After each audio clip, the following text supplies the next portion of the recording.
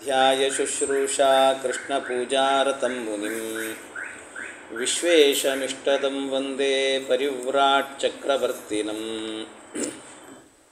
ಅಜ್ಞಾನತಿಮಿರಚ್ಛೇದಂ ಬುದ್ಧಿಸಂಪತ್ಪ್ರದಾಯಕಂ ವಿಜ್ಞಾನವಿಮಲಂ ಶಾಂತಂ ವಿಜಯಾಖ್ಯಗುರುಂ ಭಜೆ. ಶ್ರೀ ಗುರುಭ್ಯೋ ನಮಃ. ಹರಿ ಓಂ ಹರಿ ಓಂ ಹರಿ ಓಂ.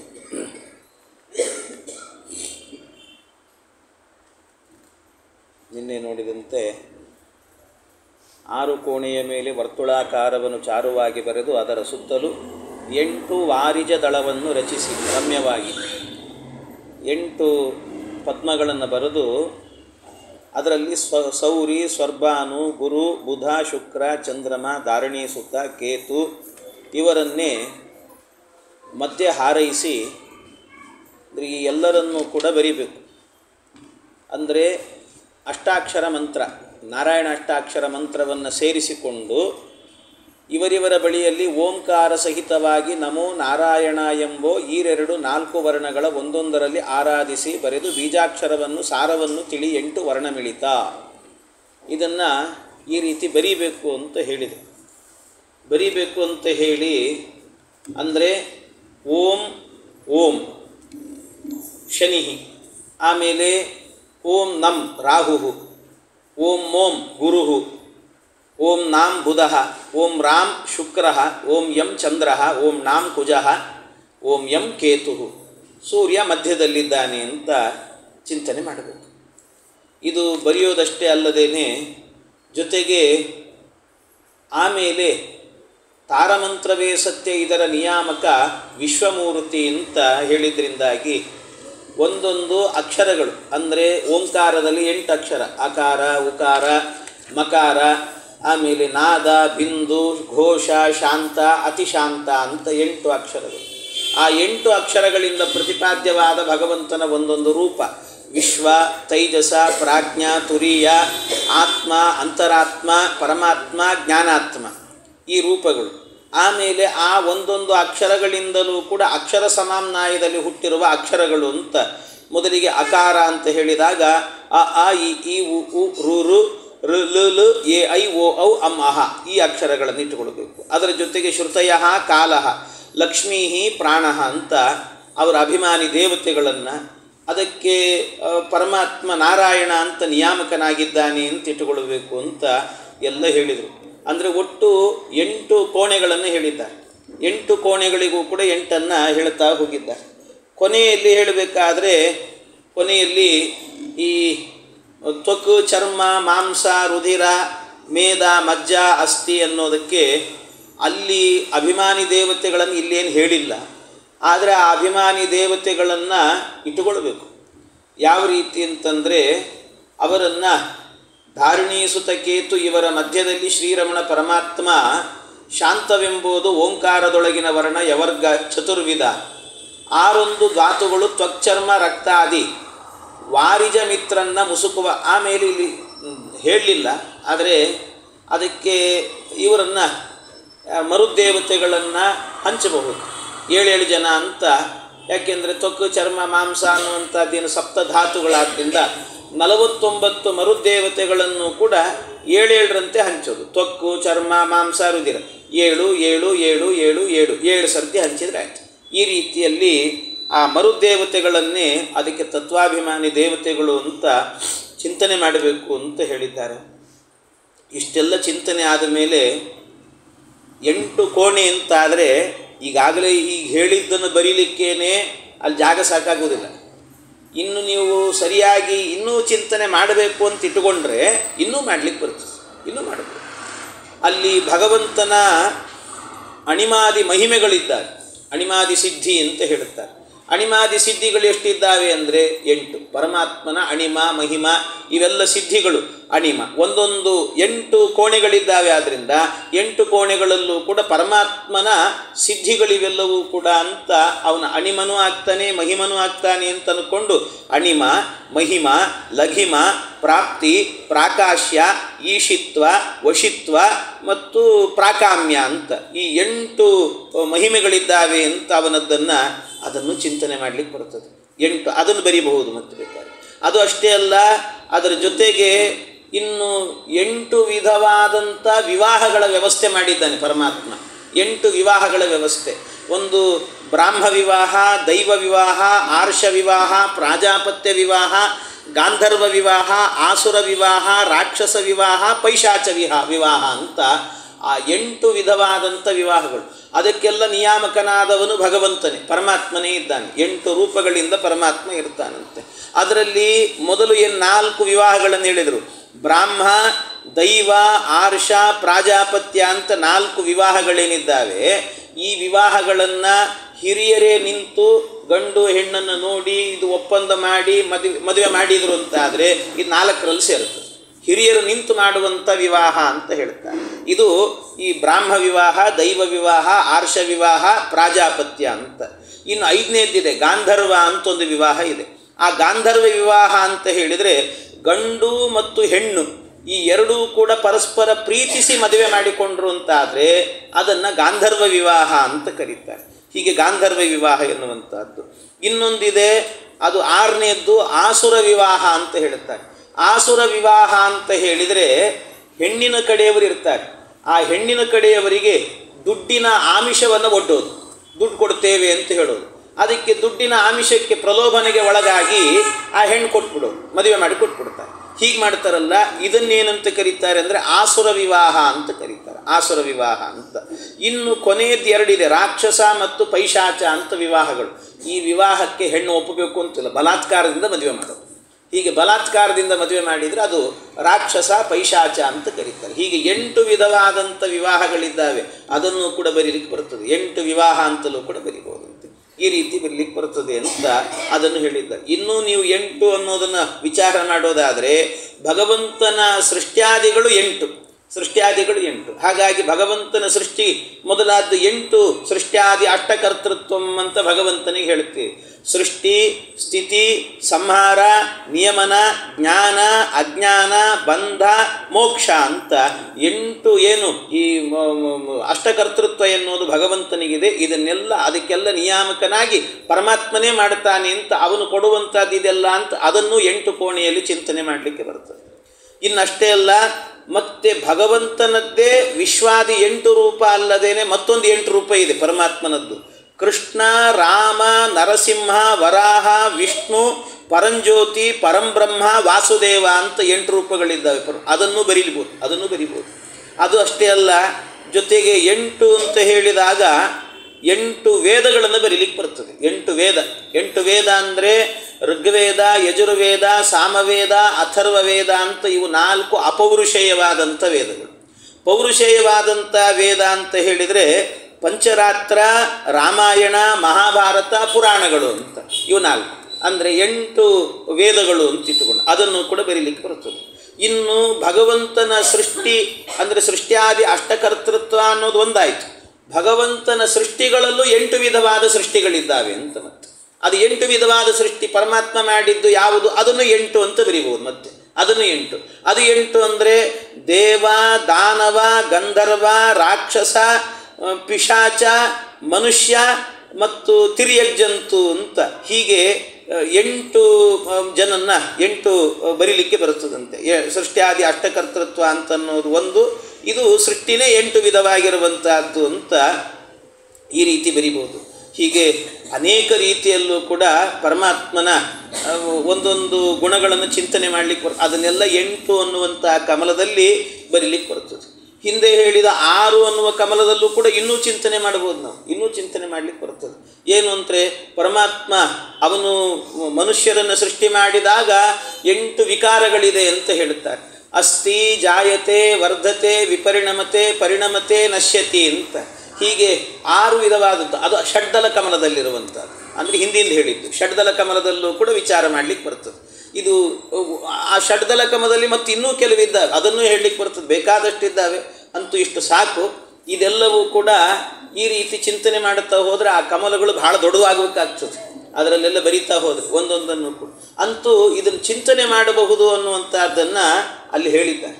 ಹೀಗೆ ಇವನ್ನೆಲ್ಲ ಚಿಂತನೆ ಮಾಡಿ ಆದ ನಂತರ ಮುಂದಿನ ಸುಳಾದಿಯಲ್ಲಿ ಹೇಳುತ್ತಾರೆ, 12 ದಳವುಳ್ಳ ಮುಂದೆ ಹೇಳುತ್ತಿದ್ದಾರೆ. 12 ದಳ ಅಲ್ಲ, ಅದೇ ಅಲ್ವಾ? 12 ದಳವುಳ್ಳ, ಸರಿ. 12 ದಳವುಳ್ಳ ಕಮಲ ವಲಯಾಕಾರ ಚೆನ್ನಾಗಿ ಬರೆಯುವುದು. ಇದರ ಮೇಲೆ ಇನ್ನೂ ಒಂದೊಂದು ದಳದೊಳಗೆ ಲಿಪಿಸಲೂ ಬೇಕು.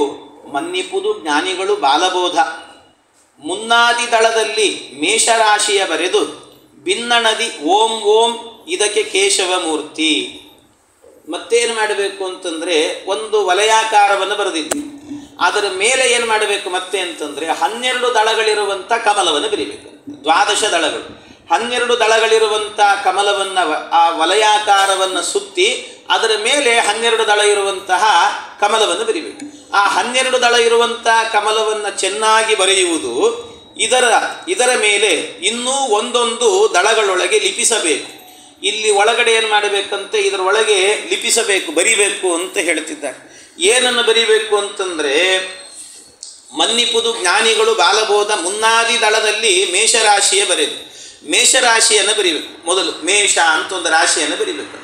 ಮೇಷ ಅನ್ನುವಂಥ ರಾಶಿಯನ್ನು ಬರಿಬೇಕು. ಅದರಲ್ಲಿ ಹೇಳುವಾಗ ಮನ್ನಿಪುದು ಜ್ಞಾನಿಗಳು ಬಾಲಬೋಧ ಅಂತ ಹೇಳ್ತಾರೆ. ಎಂಥ ವಿನಯವಂತಿಕೆ ಅವರದ್ದು.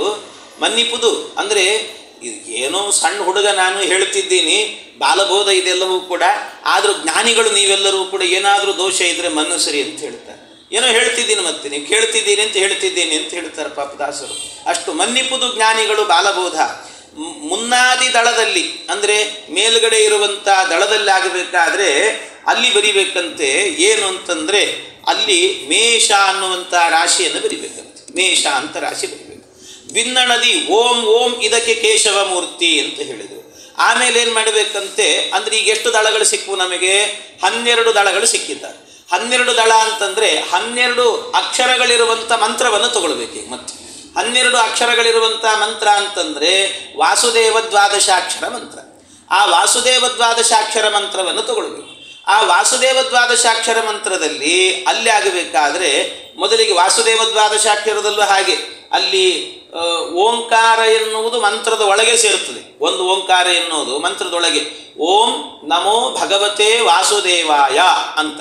ಹಾಗಾಗಿ ಓಂಕಾರ ಅಲ್ಲಿ ಸೇರುತ್ತೆ. ಆದ್ದರಿಂದ ಮೊದಲನೇದಕ್ಕೆ ಏನು ಮಾಡಬೇಕು ಅಂದರೆ, ಬಿನ್ನಣದಿ ಓಂ ಓಂ ಅಂತ ಬರೀಬೇಕು. ಓಂ ಓಂ ಅಂತ ಅಂದರೆ ಆ ಮೇಷ ಅನ್ನುವ ರಾಶಿಯನ್ನು ಎಲ್ಲಿ ಬರೆದಿರ್ತೀರೋ ಅಲ್ಲಿಯೇ ಏನು ಮಾಡಬೇಕಂತೆ, ಓಂ ಓಂ ಅನ್ನುವಂಥದ್ದನ್ನು ಬರಿಬೇಕು. ಅದೇ ರಾಶಿಯಲ್ಲೇನು ಓಂ ಓಂ ಅನ್ನೋದನ್ನು ಬರೆದು ಆಮೇಲೆ ಇದಕ್ಕೆ ಕೇಶವ ಮೂರ್ತಿ ಅಂದರೆ ಆ ಅಕ್ಷರದಿಂದ ಓಂಕಾರದಿಂದ ಪ್ರತಿಪಾದ್ಯವಾದಂಥ ಭಗವಂತನ ರೂಪ ಯಾವುದು ಅಂತಂದರೆ ಕೇಶವ ಅನ್ನುವಂಥ ರೂಪ ಪರಮಾತ್ಮನದ್ದು. ಆದ್ದರಿಂದ ಕೇಶವ ರೂಪ, ಆದ್ದರಿಂದಾಗಿ ಕೇಶವಾಯ ನಮಃ ಅಂತ ಇಟ್ಟುಕೊಳ್ಬೇಕು ಅಂತ ಹೇಳುತ್ತಾರೆ. ಕೇಶವಾಯ ನಮಃ ಅಂತ ಹೀಗೆ ಕೇಶವಾಯ ನಮಃ ಅನ್ನೋದನ್ನು ಇಟ್ಟುಕೊಂಡು ಆಮೇಲೆ ಮುಂದೆ ಆಗಬೇಕಾದ್ರೆ ಮತ್ತೆ ಹೇಳುತ್ತಿದ್ದಾರೆ, ಭಿನ್ನಣ ವರ್ಣಗಳು ಅ ಕ ಡ ಮ ವೆಂಬವು 4 ಇನ್ನಿತು ರಚಿಸಿ 2ನೇ ದಳದಲ್ಲಿ. ಆಮೇಲೆ ಇಲ್ಲಿಗೆ 4 ಭಿನ್ನಣ ವರ್ಣಗಳು ಅ ಕ ಡ ಮ ವೆಂಬವು 4 ಅಂತ. ಅಂದರೆ ಅ ಕ ಡ ಮ ಅನ್ನುವುದನ್ನು ಬರಿಬೇಕು ಅದೇ ದಳದಲ್ಲೇನೆ. ಮೇಷ ಅನ್ನುವ ರಾಶಿಯನ್ನು ಎಲ್ಲಿ ಬರೆದಿದ್ದೀರೋ ಅದರಲ್ಲೇ ಏನು ಮಾಡಬೇಕಂತೆ, ಅ ಕ ಡ ಮ ಅನ್ನುವಂಥದ್ದನ್ನು ಆ ಕ ಡ ಮ ಅನ್ನುವಂಥದ್ದನ್ನು ಬರೆದು. ಯಾಕೆ ಅಂತಂದರೆ ಒಂದು ವಿಶೇಷ ಏನು ಅಂತಂದರೆ, ಯಾವಾಗಲೂ ಕೂಡ ಈ ಏನಂತಾರೆ ಭಗವಂತನ ಕೆಲವು ಚಿಂತನೆಗಳನ್ನು ಹೇಳಬೇಕಾದ್ರೆ ನೀವು ಯಾವ ಮಂತ್ರ ಜಪ ಮಾಡ್ತೀರಿ ನೋಡಿ, ಯಾವ ಮಂತ್ರ ಬೇಕಾದ್ರೂ ಜಪ ಮಾಡಿ. ಕೃಷ್ಣ ಷಡಕ್ಷರ ಮಾಡ್ರಿ, ವಿಷ್ಣು ಷಡಕ್ಷರ ಮಾಡ್ರಿ, ವಾಸುದೇವ ದ್ವಾದಶಾಕ್ಷರ ಮಾಡ್ರಿ. ಎಲ್ಲ ಕಡೆಯಲ್ಲೂ ಕೂಡ ಏನು ಮಾಡಬೇಕು ಅಂತಂದರೆ ಈ ಅಜಾದಿ ಮೂರ್ತಿಗಳ ನ್ಯಾಸ ಇದೆಯಲ್ವ ಅದನ್ನು ಮಾಡಲೇಬೇಕು ಅಂತ ನಿಯಮ. ಯಸ್ಯ ಕಸ್ಯಾಪಿ ಮಂತ್ರಸ್ಯ ನ್ಯಾಸಃ ಪಂಚಾಶದಕ್ಷರೈಹಿ ಅಂತ ಹೇಳುತ್ತಾರೆ. 50 ವರ್ಣಗಳಿಂದಾಗಿ ಅಂದರೆ ಯಸ್ಯ ಕಸ್ಯಾಪಿ ಮಂತ್ರಸ್ಯ ಒಂದು ಮಾತು ಅಂದರೆ ಯಾವ ಮಂತ್ರವನ್ನು ನೀವು ಹೇಳುವಾಗಲೂ ಕೂಡ ಜಪ ಮಾಡಲಿಕ್ಕೆ ಅಂತ ಕೂತ್ಕೊಂಡ್ರೆ ಅದಕ್ಕೊಂದು ಸರ್ತಿ ಅಂಗನ್ಯಾಸ ಮಾಡಿಕೊಳ್ಬೇಕು. ಅಂದರೆ ನಮ್ಮ ಅಂಗಗಳಲ್ಲಿ ಆಗಬೇಕಾದ್ರೆ ಈ ಏಕಪಂಚಾಶದ್ ವರ್ಣಗಳೇನಿದ್ದಾವೆ ಆ ವರ್ಣಗಳಲ್ಲಿ ಅಂ ಅಜಾಯ ನಮಃ, ಆಮ್ ಆನಂದಾಯ ನಮಃ, ಇದನ್ನೆಲ್ಲವನ್ನು ಕೂಡ ನ್ಯಾಸ ಮಾಡಿಕೊಳ್ಬೇಕಂತಿದೆ. ಯಸ್ಯ ಕಸ್ಯಾಪಿ ಮಂತ್ರ, ಯಾವ ಮಂತ್ರ ಜಪ ಮಾಡಿದರೂ ಅಷ್ಟೇ ಎಲ್ಲದಕ್ಕೂ ಮಾಡಬೇಕು. ಅಂದರೆ ಆ ಮಂತ್ರ ಭಾಳ ಪವರ್ ಅವಾಗ. ಅಂದರೆ ಅವನ ನಾಲಿಗೆ ನುಡಿದದ್ದಾಗ್ತದೆ, ಅವನ ಸಿದ್ಧಿ ಬರ್ತದಂತೆ, ಒಳ್ಳೆ ಸಿದ್ಧಿ ಬರ್ತದೆ. ಅದು ಮಂತ್ರ ಆ ಶಕ್ತಿಯನ್ನು ಕೊಡ್ತದಂತೆ. ಅದಕ್ಕೋಸ್ಕರ ಹಾಗೆ ಮಾಡಬೇಕು ಅಂತ ಹೇಳುತ್ತಾರೆ. ಪ್ರಾಸಂಗಿಕ ಅಂತ ಹೇಳ್ತಿದ್ದೀನಿ. ಮೊನ್ನೆ ಏನು ಅಯೋಧ್ಯೆಯಲ್ಲಿ ರಾಮದೇವ್ರ ಪ್ರತಿಷ್ಠೆ ಆಯಿತು. ಆ ಪ್ರತಿಷ್ಠೆ ಆದಾಗ 48 ದಿವಸ ನಮ್ಮ ಸ್ವಾಮಿಗಳು, ನಮ್ಮ ಗುರುಗಳು, ಇವರು ವಿಶ್ವಪ್ರಸನ್ನ ತೀರ್ಥರು 48 ದಿವಸ ಮಂಡಲಾರಾಧನೆ ಅಂತ ಮಾಡಿದರು. ಆ ಮಂಡಲಾರಾಧನೆ ಅಂತ ಮಾಡುವಾಗ ಪ್ರತಿನಿತ್ಯವೂ ಕೂಡ ಏನು ಮಾಡ್ತಾ ಇದ್ರು ಅಂದರೆ ಅನೇಕ ಮಂತ್ರಗಳ ಹೋಮಗಳನ್ನು ಮಾಡಿ ರಾಮದೇವರಿಗೆ ಅಭಿಷೇಕ ಮಾಡ್ತಿದ್ರು. ಕಲಶವನ್ನು ತಗೊಂಡು ಹೋಗಿ ಆ ಅಭಿಷೇಕ ಮಾಡಬೇಕಾದ್ರೆ ಅವ್ರು ಹೇಗೆ ಮಾಡ್ತಾ ಇದ್ರು ಅಂದರೆ ಅದಕ್ಕೆ ಕ್ರಮ ಹೇಳ್ತಿದ್ರು ಅವರು. ಒಂದು ಯಸ್ಯ ಕಸ್ಯಾಪಿ ಮಂತ್ರಸ್ಯ ನ್ಯಾಸಃ ಪಂಚಾಶದಕ್ಷರೈಹಿ ಅಂತ ಹೇಳಿದ್ರಿಂದಾಗಿ ಮೊದಲು ತಮ್ಮ ದೇಹದೊಳಗೆ ನ್ಯಾಸ ಮಾಡಿಕೊಳ್ತಿದ್ರು. ತಮ್ಮ ದೇಹದೊಳಗೆ ನ್ಯಾಸ ಮಾಡಿಕೊಂಡು ಆಮೇಲೆ ಆ ರಾಮದೇವರ ಹತ್ರ ಹೋಗೋರು, ರಾಮನಲ್ಲಿ ನ್ಯಾಸ ಮಾಡೋರು. ಮತ್ತೆ ಅಂದರೆ ಮೂರ್ತಿಯಲ್ಲೂ ನ್ಯಾಸ ಮಾಡಬೇಕು, ತನ್ನ ದೇಹದೊಳಗೂ ನ್ಯಾಸ ಮಾಡಬೇಕು. ಹಾಗೆ ಎರಡು ಕಡೆಯೂ ನ್ಯಾಸ ಮಾಡಿಕೊಂಡು ಆಮೇಲೆ ಅಭಿಷೇಕ ಅಂತ ಈ ಕ್ರಮದಲ್ಲಿ ಮಾಡುತ್ತಾ ಇದ್ರು. ಪ್ರತಿನಿತ್ಯವೂ ಈ ರೀತಿಯಲ್ಲಿ ಹೀಗೆ 48 ದಿವಸವೂ ಕೂಡ ಎಲ್ಲ ಅಕ್ಷರಗಳನ್ನು ನ್ಯಾಸ ಮಾಡಿಕೊಂಡು ಆಮೇಲೆ ಅಲ್ಲಿ ಹೋಗಿ ಮಾಡ್ತಾ ಇದ್ರು. ಹೀಗೆ ಮಾತೃಕಾನ್ಯಾಸ, ತತ್ವನ್ಯಾಸ ಎಲ್ಲವನ್ನೂ ಕೂಡ ಅದೇ ರೀತಿಯಲ್ಲಿ ಈ ನ್ಯಾಸ ಎನ್ನುವಂಥದ್ದನ್ನು ಮಾಡಬೇಕಾದ್ರಿಂದ ಮತ್ತೆ ಈ ಆಕಾರ ಇವುಗಳನ್ನೆಲ್ಲ ಹೇಳ್ತಾ ಹೋಗ್ತಾರೆ. ಈ ಹಿಂದೆ ನಾರಾಯಣಾಷ್ಟಾಕ್ಷರಕ್ಕೆ ಹೇಳಿದ್ರಿ, ನಾರಾಯಣಾಷ್ಟಾಕ್ಷರಕ್ಕೆ ಹೇಳಿದ್ದು ಅದನ್ನೇ ಪುನಃ ಮತ್ತೀಗ ದ್ವಾದಶಾಕ್ಷರಕ್ಕೂ ಕೂಡ ಅದನ್ನು ಹಂಚ್ತಾ ಇದ್ದಾರೆ. ಮತ್ತೆ ಅದನ್ನು ಹಂಚಬೇಕಾದ್ರೆ ಅದಕ್ಕೆ ಮೊದಲು ಹೇಳಿದರು ಅಕಡಮವೆಂಬವು 4. ಇದು ಮೊದಲನೇ ದಳದ್ದು ಮುಗೀತಲ್ಲಿಗೆ. ಮೊದಲನೇ ದಳದ್ದು ಮುಗೀತು ಅಂತಂದರೆ ಅಕಡಮ ಅಂತ ಹೇಳಿದ್ದಾರೆ. ಅಕಡಮ ಅಂತ ಹೇಳಿದಾಗ ಹಾಗಾದರೆ ಆ ಅಷ್ಟು ಅಕ್ಷರಗಳನ್ನು ಕೂಡ ಅಲ್ಲಿ ಬರೀಬೇಕು ಅಂತಾಯ್ತು. ಅಕಡಮ ಅಂತ ಹೇಳಿದ್ರು. ಅಕಡಮ ಬರೆದು ಬಿಟ್ರೆ ನಿಮಗೆ ಹಿಂದೆ ಬರೆದಿರ್ತೀರಿ, ಆದ್ದರಿಂದ ನೆನಪಿರುತ್ತೆ ಅಂತ ಕೆಲವು ಕಡೆ ಚಿತ್ರಗಳಲ್ಲಿ ಬರೆಯೋದಿಲ್ಲ. ಅಂತೂ ಅಂದಾಗ ಅಂ ಅಜಾಯ ನಮಃ, ಕಂ ಕಪಿಲಾಯ ನಮಃ, ಡಂ ಡರಕಾಯ ನಮಃ, ಮಂ ಮನವೇ ನಮಃ ಅಂತ ಆ ಭಗವಂತನ ರೂಪಗಳನ್ನೆಲ್ಲವನ್ನು ಕೂಡ ಬರೀಬೇಕು. ಇದು ಮೇಷ ಅನ್ನುವಂಥ ರಾಶಿಯಲ್ಲಿ ಬರೆದಿದ್ದೀರೋ ಅಲ್ಲಿ ಇದನ್ನೆಲ್ಲ ಹಂಚಿದ್ರಿ ಅಂತಾಯಿತು. ಆಮೇಲೆ ಏನು ಮಾಡಬೇಕು ಅಂತಂದರೆ ಮುಂದೆ ಇನಿತು ರಚಿಸಿ 2ನೇ ದಳದಲ್ಲಿ ಇನ್ನು 2ನೇ ದಳ ಬರಬೇಕು. 2ನೇ ದಳಕ್ಕಾಗಬೇಕಾದ್ರೆ 2ನೇ ದಳದಲ್ಲಿ ಸನ್ನುತಿಸು ವೃಷಭ ಆಕಾಢಾಯ ಚತುರವರ್ಣಗಳು ಅಂತೇಳಿ ಇಲ್ಲಿ ಮತ್ತೇನು ಮಾಡಬೇಕಂತೆ ಆಕಾಢಾಯ ಅನ್ನುವಂಥ ಚತುರವರ್ಣಗಳನ್ನು ಅಲ್ಲಿ ಮೇಷ ಆಯಿತು, 2ನೇದರಲ್ಲಿ ವೃಷಭ ಅನ್ನುವ ರಾಶಿಯನ್ನು ಬರೀಬೇಕು. ಯಾಕೆಂದರೆ ಎಷ್ಟು 12 ಕೋಣೆಗಳಿದ್ದಾವೆ, ಅದರಿಂದ 12 ರಾಶಿಗಳನ್ನು ಹಂಚಬೇಕು ಅದಕ್ಕೆ. ಆಮೇಲೆ ಅಲ್ಲೇನು ಮಾಡಬೇಕು ಅಂತಂದರೆ ಓಂಕಾರ ಆಯಿತು. 2ನೇ ಅಕ್ಷರ ಇರುವಂಥದ್ದು ಯಾವುದು ಅಂತಂದರೆ 2ನೇ ಅಕ್ಷರ ನಮೋ ಅನ್ನುವಲ್ಲಿ ನ ಇದೆ. ನ ಅನ್ನೋದನ್ನೇನು ಮಾಡಬೇಕು, ಬೀಜಾಕ್ಷರ ಮಾಡಬೇಕು. ಅದನ್ನು ಅಂದರೆ ಓಂ ನಮ್ ಅಂತ ಮಾಡಬೇಕು. ಓಂ ನಮ್ ಅಂತ ಮಾಡಿದಾಗ ಆಗ ಏನಂತಾಯಿತು, ಓಂ ನಮ್ ಅಂತ ಬರೋದು. ಆಮೇಲೆ ಅಲ್ಲಿ ನಮ್ಮನ್ನುವಂಥ ಅಕ್ಷರದಿಂದ ಪ್ರತಿಪಾದ್ಯವಾದ ಭಗವಂತನ ರೂಪ ಯಾವುದು ಅಂತ ಹೇಳಿದರೆ ಪರಮಾತ್ಮನದ್ದು ರೂಪ ಅಂತ ಹೇಳಿದರೆ ನಾರಾಯಣ ಎನ್ನುವಂಥ ರೂಪ. ಹಾಗಾಗಿ ನಾರಾಯಣಾಯ ನಮಃ ಅಂತ ಹೇಳಿದರು. ನಾರಾಯಣಾಯ ನಮಃ ಅಂತ ಇದು ಅದರ ಜೊತೆಗೆ ಏನು ಮಾಡಬಹುದು ಅಂತಂದರೆ ಅಂಗನ್ಯಾಸಗಳನ್ನು ಕೂಡ ಮಾಡಬಹುದು. ನೇತ್ರಗಳನ್ನು ಮುಟ್ಟೋದು ಅಂತ ಇರ್ತದೆ. ಹಾಗಾಗಿ ನೇತ್ರಯೋಹೋ ಅಂತ ಬರೆಯುವಂತಹದ್ದು ಈ ರೀತಿ ಬರೀಬೇಕು. ಆಮೇಲೆ ಅಲ್ಲೇನು ಬರಿಬೇಕು ಅಂತಂದರೆ ಅದ್ರ ಜೊತೆಗೆ ದಾಸರು ಹೇಳಿದರು ಅಲ್ಲಿ ಬರಿಬೇಕಾಗಿರುವಂಥ ಅಕ್ಷರಗಳು ಅಂದರೆ ಆ ದೀರ್ಘ ಆ ಖ ಢ ಯ ಈ ಅಕ್ಷರಗಳನ್ನು ಬರಿಬೇಕು. ಆ ಖ ಡ ಯ ಅಂತ ಹೇಳಿದಾಗ ಆ ಅಂತ ದೀರ್ಘ ಹೇಳಿದ್ರಿಂದಾಗಿ ಆಂ ಆನಂದಾಯ ನಮಃ, ಖಂ ಖಪತಯೇ ನಮಃ, ಢಂ ಢರಿಣೇ ನಮಃ, ಯಂ ಯಜ್ಞಾಯ ನಮಃ ಅಂತ ಹೀಗೆ ಭಗವಂತನ ರೂಪಗಳನ್ನು ಅಲ್ಲಿ ಚಿಂತನೆ ಮಾಡಬೇಕು, ಅವುಗಳನ್ನು ಬರಿಬೇಕು ಅಂತ. ಇನ್ನು ಇಷ್ಟು ಅದನ್ನು ಹೇಳಿ ಓಂ ನಂ ನಾರಾಯಣ ಮೂರ್ತಿಯ ನೆನೆದು ಘನ್ನ 3ನೇ ದಳದಿ ಮತ್ತೆ 3ನೇ ದಳಕ್ಕೆ ಬಂದರು. ಘನ್ನ 3ನೇ ದಳದಿ ಮಿಥುನ ರಾಶಿಯ ಬರೆದು ಅಂತ ಹೇಳಿದರು. ಮಿಥುನ ಅನ್ನುವಂಥ ರಾಶಿಯನ್ನು ಬರಿಬೇಕು 3ನೇ ದಳದಲ್ಲಿ. ಮಿಥುನ ರಾಶಿಯನ್ನು ಬರೆದಾಗ ಅಲ್ಲಿ ವರ್ಣಿಸಿ ಓಂ ಮೋಂ ಮಾಧವ ದೇವನ್ನ ಅಂತ.